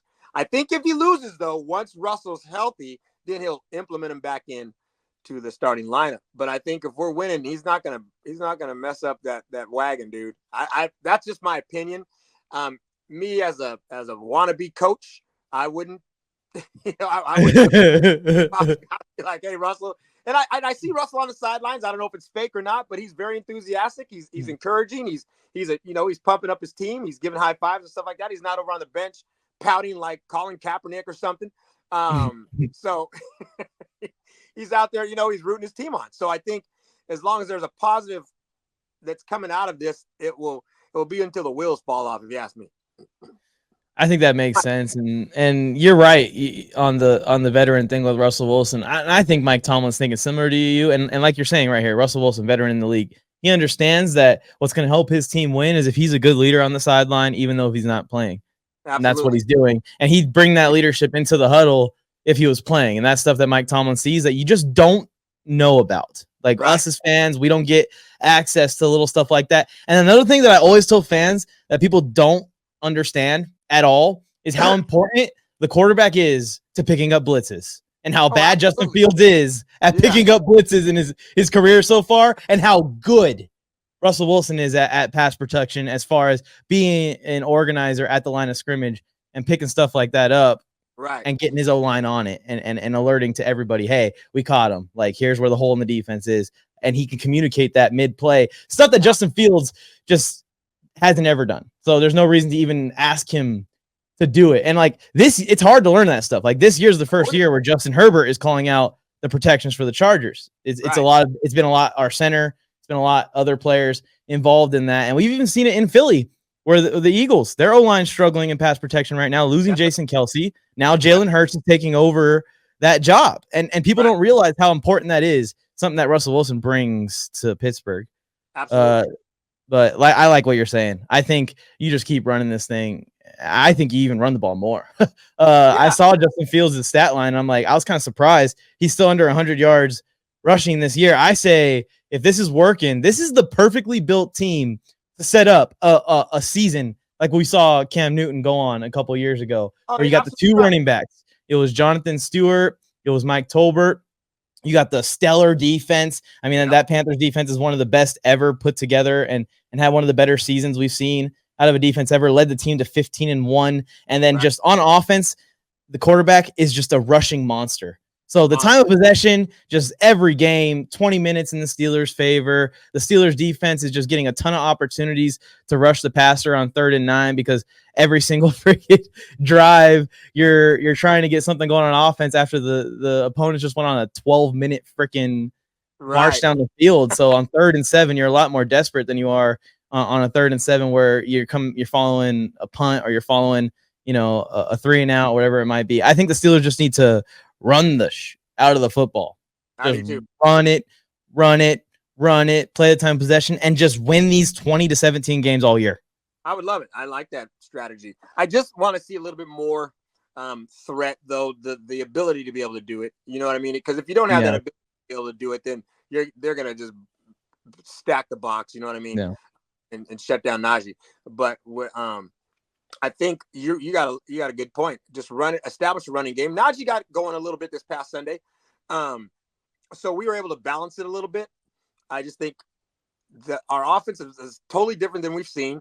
It's kind of you're real young, so you don't remember the Cordell Stewart days, but he was kind of. You remember him? They called him Slash. I don't know if you remember that, but we had a little bit of that with him. Antoine Randall L. He played quarterback in college at Indiana. Then when he came to the Steelers, they kind of mixed him in there. You know what I mean? Every once in a while. But I'm thinking more of the Cordell Stewart type thing right now with Justin Fields. Very, very similar to that. And you got some weapons there. And I think that you have specific weapons in a guy like George Pickens to attack and play action.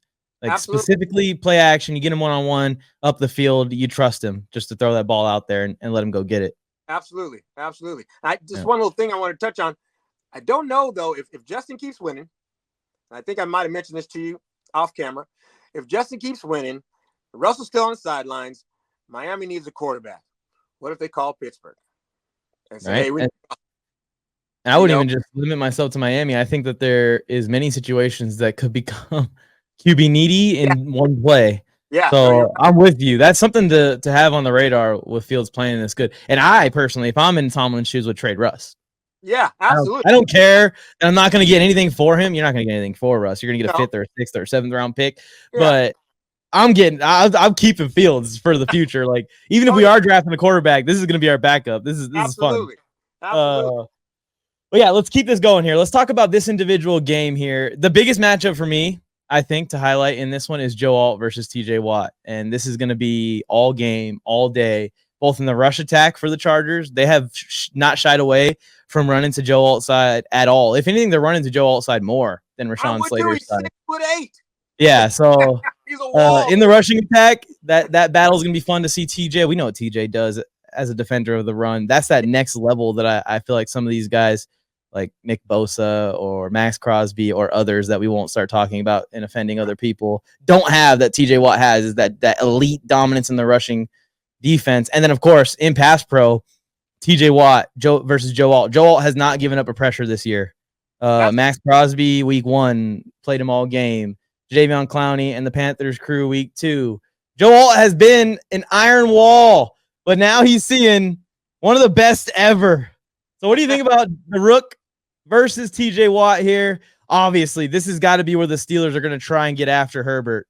Oh, yeah, absolutely. I think I'm not saying this because I'm a Steelers fan, but he's the best edge rusher in the league. He got paid for it. He definitely is a force. It doesn't matter who's in front of him. You can be 6'8", 370. I don't give a crap. TJ doesn't back down to anything. He will find a way to get in. And if you last year when he got hurt, every year when he gets hurt, you can see that our whole morale on defense just goes down. He's our leader, 100% our leader. When he's on the field, everybody's a different type of player, believe it or not. You played football, you know it. When your star player goes out, and you played cornerback. So when your star defensive dude goes out, you as a defender and as a teammate, you're already hitting the gut. So you're like, dang, so-and-so's out. You know, he was our number 1 tackler. He was our leader. And for some reason, it just affects the whole team. Even when the sub comes in and he does what he does, it's not the same as your leader. So with him being on the field, not just him, the whole team, there's going to be a different energy on the field. I think Joe Alt's going to have his hands full, but do I think he's going to get used? No, not at all. He's proven himself. He's legit, 100% legit, or he wouldn't be starting. He went to Notre Dame, so I mean, Notre Dame puts out people. The Chargers, by the way, everybody, because there's all quarterbacks taken before him, except for Marvin Harrison, they picked Joe Alt as basically their first overall pick in this draft. Absolutely, they picked him because he's like the blind side, the new version of the blind side. I mean, he's a big man, though. He's huge. Yeah. When I saw and they're gonna need him.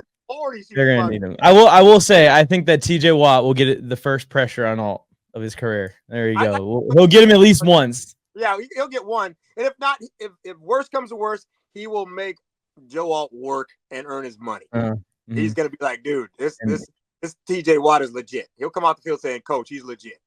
And I know Tomlin and them, yeah, if he does say that, they're going to adjust because with Crosby and the Raiders D-line, Crosby just started rushing inside and then started dominating. So it just moved him in. They just moved him away from Alt, and it worked anyways. But, yeah, that's a matchup that's going to be interesting to see. I think it's the biggest one for the Chargers offense. If they could slow down TJ Watt, the Chargers have a very, very, very high chance of winning the game, but a very good chance of moving the ball on the Steelers' defense if they can control him. TJ Watt can just make game-wrecking plays too, and we know this is going to be a close game. It's going to be a defensive battle, so that one play could be the difference. We'll see how Joe Alt does against TJ. And then another one that I wanted to bring up before I go ahead and turn this to you for what matchup you think is most interesting is this Chargers pass rush against Justin Fields and the Steelers O-line. But the Chargers have been flexing, and they've used it now a bunch of times in the first 2 games, this Superman front, which has 4 edge rushers on it.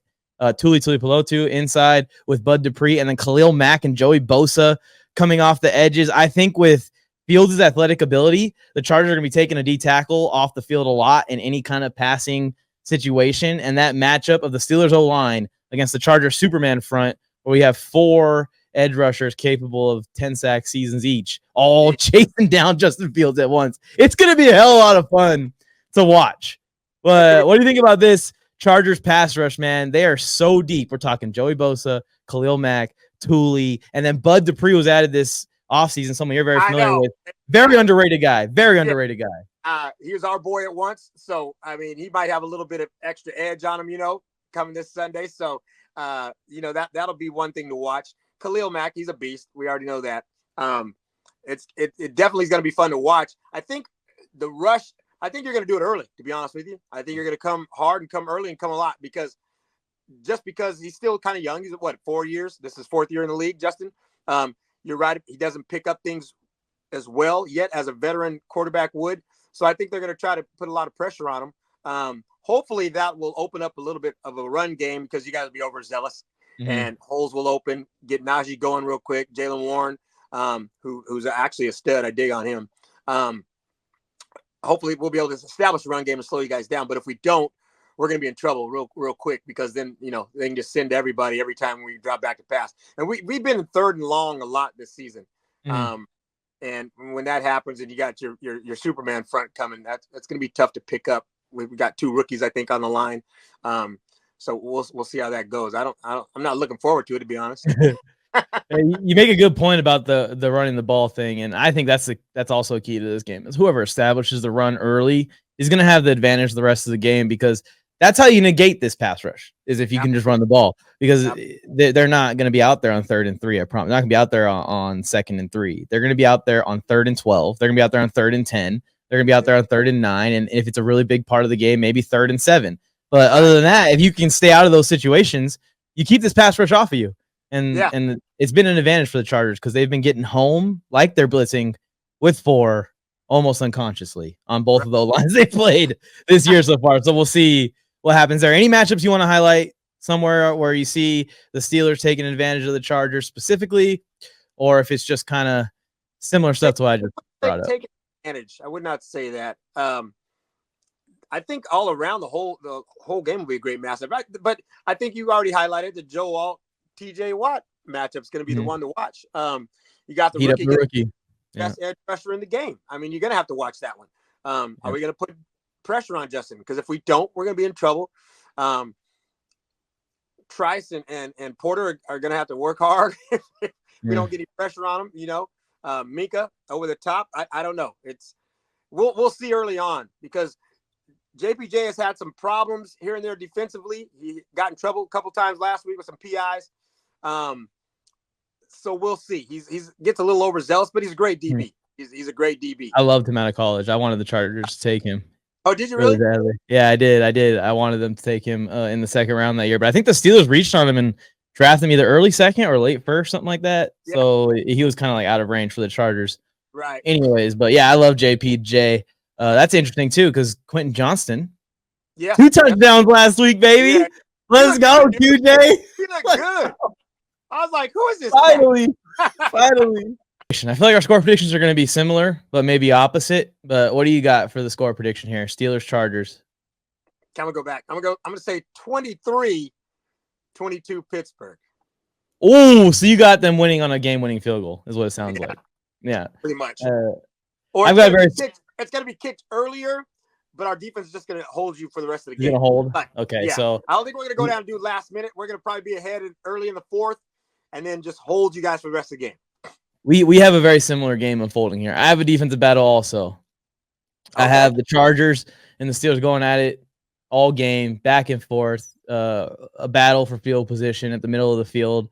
And I have it 16-13 Steelers late in the game. Chargers get the ball, and they've been gassing out that Steelers front all game, start running the rock, and Herbert takes us on a 3 to 4 minute game-winning drive.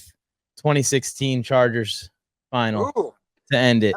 So we're thinking similarly, but you just have us not, completing the ending there. Dude, I hate to say that sounds pretty cool too, though. I mean, not cool as in far as us losing, but it sounds like a scenario that might be in play come late in the game.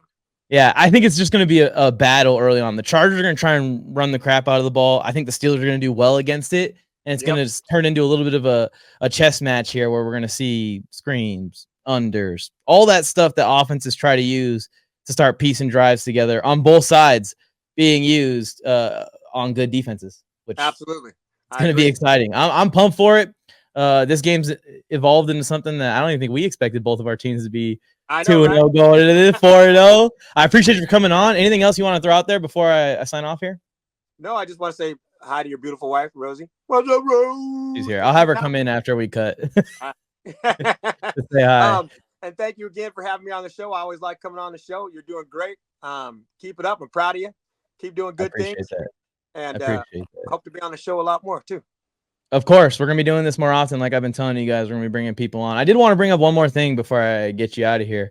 Yeah. Because I just wanted to get it out there on record on NFL Mike, episode number 2, by the way, of however many we're at by the time this kid makes it to the NFL. But the next Jerome Bettis is literally living in your household. I'm clipping in some highlights right now.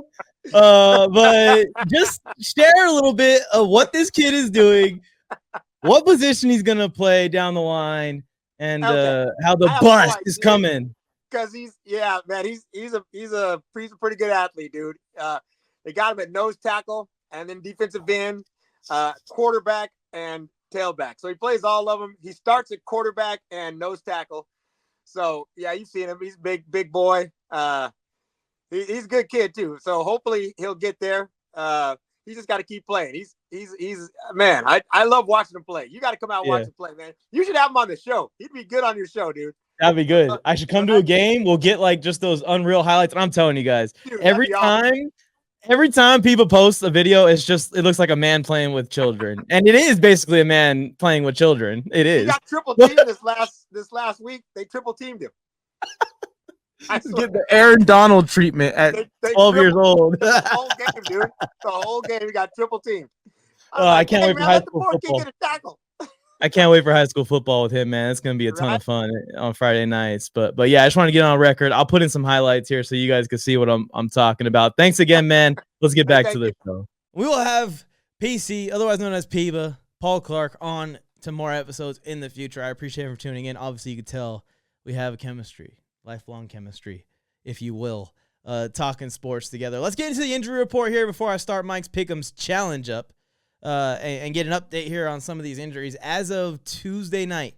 So keep that in mind before we get into the pick'ems. Here are the injuries for this week. Cincinnati Bengals defensive tackle B.J. Hill dealing with a hammy. Didn't come back to that game. Probably going to miss a few weeks. The Browns lost David Bell, one of the receivers in their depth chart. The Packers could be down Jordan Morgan as well, who they lost against the Colts. Speaking of the Colts, DeForest Buckner was put on IR today. We're going to see him out for at least 4 weeks, probably longer.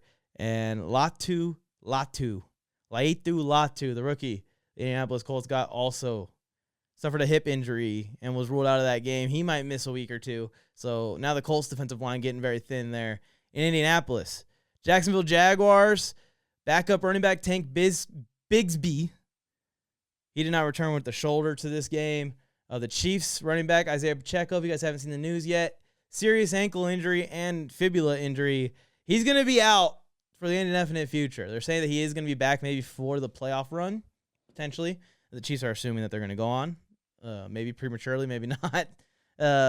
So Isaiah Pacheco is going to be back this season, but he's going to be out for a significant amount of time. And the Chiefs don't really have another Isaiah Pacheco. Carson Steele's the rookie everyone's high on. He's going to break out right now in this absence that they're going to suffer from Pacheco.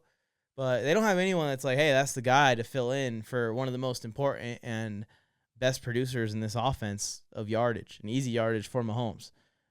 My Chargers had to give Justin Herbert some x-rays after he got folded up in that game against the Panthers, but he is okay. Junior Colson's dealing with the hamstring, something that's been nagging him since camp. We don't know what's going to happen with him. He's probably going to miss a game at least, but the Chargers are good at linebacker at least. Cooper Kupp, it's so painful. Puka Nakua's already out. I don't know if you got Cooper Kupp in fantasy like me, but ankle injury. He's going to IR. You could tell. I'm very disappointed. I thought I got Cooper Kupp as a steal in fantasy football. Obviously, the injury risk was understood when I got him, but I really was excited for what he did in week 1. Felt like he was back. Puka Nakua was out, so he's more than back. Justin Jefferson really scared the Vikings again. Suffered an injury that required him to be helped off the field after scoring a 97-yard touchdown earlier in the game. I guess he's okay. It seemed more serious than it is. It is a contusion. It's like the best case scenario when you suffer a lower body injury that the player gets back to the locker room and they realize it's just a big bruise. That's what a contusion really is. It's a severe bruise, and that Justin Jefferson will play next week and will not miss any time. Taysom Hill, chest injury. Very weird there. Let's keep an eye on that. One of the NFL's favorite kind of gadget, Swiss Army knife type of players. Hamstring for the Giants kicker, That could be something for the Giants. And then C.J. Mosley and Jermaine Johnson, both carted to the locker room. Jermaine Johnson has torn his Achilles. C.J. Mosley is dealing with a foot injury. He's going to be out for an extended period of time. Big blow to the Jets defense here in week 2 of the season. It's painful. Vita Vea sprained his MCL, is going to miss a few weeks. And then dealing with an ankle here in Tennessee, Tajay Spears may miss a few weeks with a sprained ankle as well. He did not come back against the Jets and is questionable for this upcoming game for the Titans. So with that being said, let's get to Mike's Pick'ems Challenge. I know you guys have been waiting for my picks all episode. Here they are in entirety for week 3. Here is who's winning every NFL game of week 3. I'm picking every single game all year long and challenging all of you to beat me. Watch till the end. I will tell you how you can submit your picks for a chance to win a jersey of choice. And thousands. We can definitely do better than last week, starting with Thursday Night Football. The New York Jets are hosting the New England Patriots. I think the Jets continue to improve in this game. We've seen it throughout the 8 quarters of Jets football so far. That 49ers game was absolutely ugly. The first half of that Titans game was a little less ugly, but still ugly. And then in the second half of that Titans game, they really came alive and clutched up to win that game. And I know the Patriots have owned the Jets famously over the last couple of years, but I just think that this Jets team is too good, and their secondary is going to shut things down outside. Jacoby Brissett's going to have nowhere to go. I hope the Jets can get Hassan Reddick back out there in time for this game. It doesn't seem very likely. They lost Jermaine Johnson, so I am very worried about the pass rush not getting home. But like I said, I trust the secondary. Also, on the flip side, I think the Jets defense is going to do a lot better at slowing down Ramondre Stevenson than the Patriots' first 2 opponents. That's where most of their offenses come from. Give me the Jets, Jets. I'm not giving up on them yet. Next, the Browns are hosting the Giants, and the game against the Jaguars last week for the Browns went exactly as I thought it would. So I'm going to ride with Cleveland again here in kind of a no-brainer pick against the Giants. The Packers, however, surprised the crap out of me. Got the upset on the Indianapolis Colts, a team that I thought was way better than the Packers with Jordan Love out. Jordan Love's not going to play in this game against the Titans either. But man, how can anyone pick the Titans right now? It seems like they want to lose these games. That's how bad it's been. Will Levis is out there playing Mayo ball. I think he's going to Mayo ball his way into another loss here to Green Bay, who I have going 2-0 to start the stretch without Jordan Love. Give me the Cheeseheads. Bears got to be better this week. I've tried to warn y'all about this rookie quarterback thing, y'all. I don't think it's improving enough to beat the Colts this week either. But I will say, Indy did not impress me last week, offensively or defensively. And they lost to Forrest Buckner. They may have lost Laite Leitu. There's a chance that this Colts front 7 is softened up and the Bears can start to get some ground game going. And that'll help Caleb Williams put up some points on the board tremendously. So I'm going with the Colts. Since they're going to Minnesota to play the rather red-hot Minnesota Vikings, come out with a big win against the Giants in week 1, and then they upset the 49ers last week with Sam Darnold out there. But I think the hot streak ends here with the Houston Texans. The Houston Texans are just too good a team. They're playing really good football right now. I know that they played that last game a little tighter than they should have against the Bears. I trust the Texans to fix their errors and get better as the season goes on, including in this game against this Vikings defense, which clearly surprised Brock Purdy. He was saying it after the game. But I don't think it's going to surprise CJ Stroud so much with 2 weeks of tape out on him. The New Orleans Saints are so hot, how can you bet against them? The last time a team had a point differential this good was the 2009 Super Bowl winning New Orleans Saints. And the Eagles have all kinds of problems.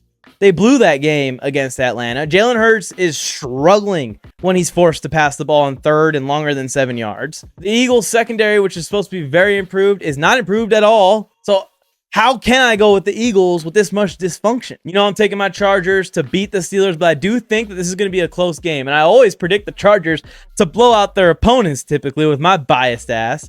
Last week, I had them winning 35-10. I think the week before that, I had them winning 30-10. This week, my score prediction is 20-16 Chargers. It's all about slowing down TJ Watt, both in the run defense and pass rush and pass attack, which with Joe Alt now on this team and what Joe Alt did to Max Crosby, what he's did to the Panthers defensive line, I got full faith in this Chargers O-line versus the Steelers defense. TJ Watt's going to make his plays, but we're going to be able to keep them limited enough to where it doesn't absolutely kill us. The Denver Broncos are going on the road to go 0-3 against the Tampa Bay Buccaneers.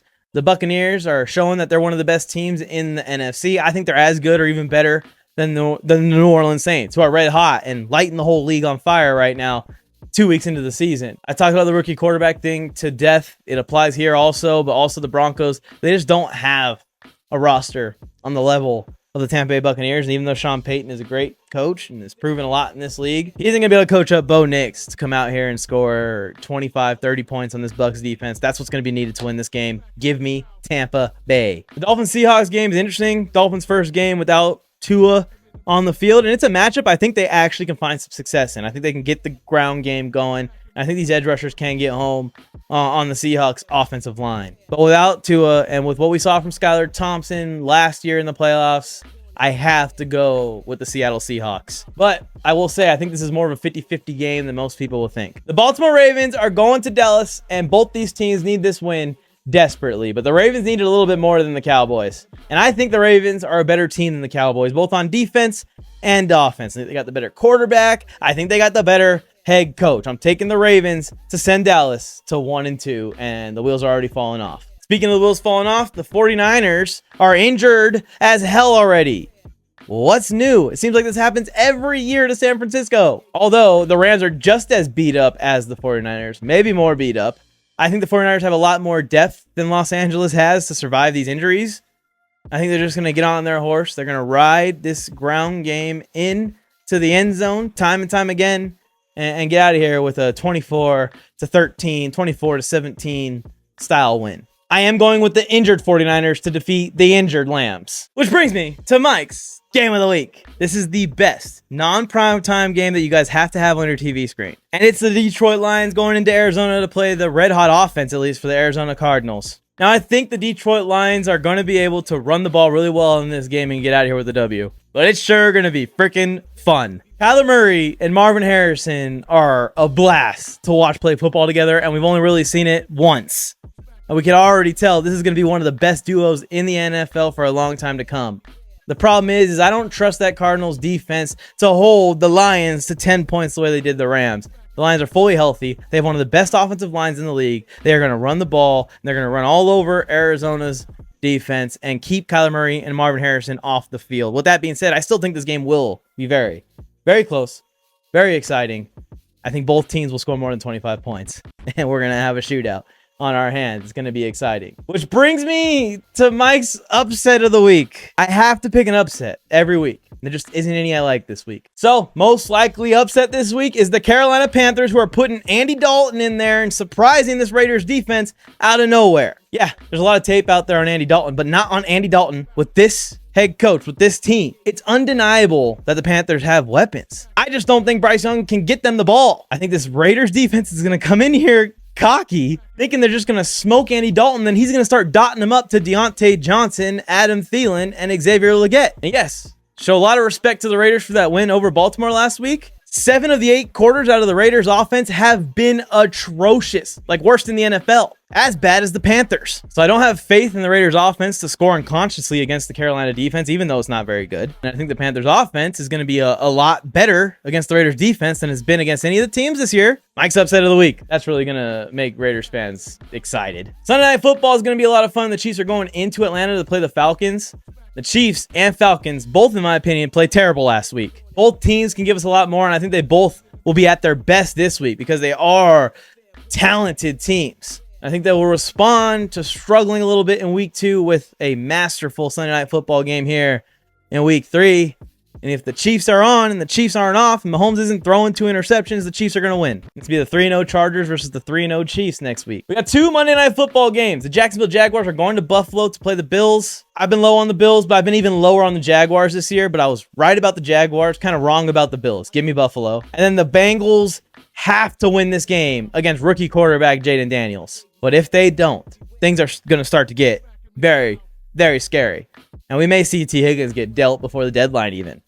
We may see the Bengals punt on this season 4 or 5 weeks into the season. I think you're going to feel how desperate the Bengals are, and I think that Emmanuel Forbes is going to get absolutely destroyed anytime he's on Jamar Chase. I think anyone in that Commanders secondary is getting cooked anytime they're on Jamar Chase. Jamar Chase and Joe Burrow are going to be on a mission with an extra day to prepare and execute that mission. I have 2 tickets for you guys to trail. If you want more free picks, just join my community server. where I also post up the link where you can join Mike's Pick'ems Challenge. We'll be giving away thousands of dollars and a jersey of choice to the winners. My pick's got to be better than last week's, right? Bill Flames, I'm with Mike on the mic. What's up, the brand new one time for your mind? He gave you fair warning. Now it's time to smack him in the mouth with that raw sports talk from the town. Sweet chin music to your favorite sportscaster.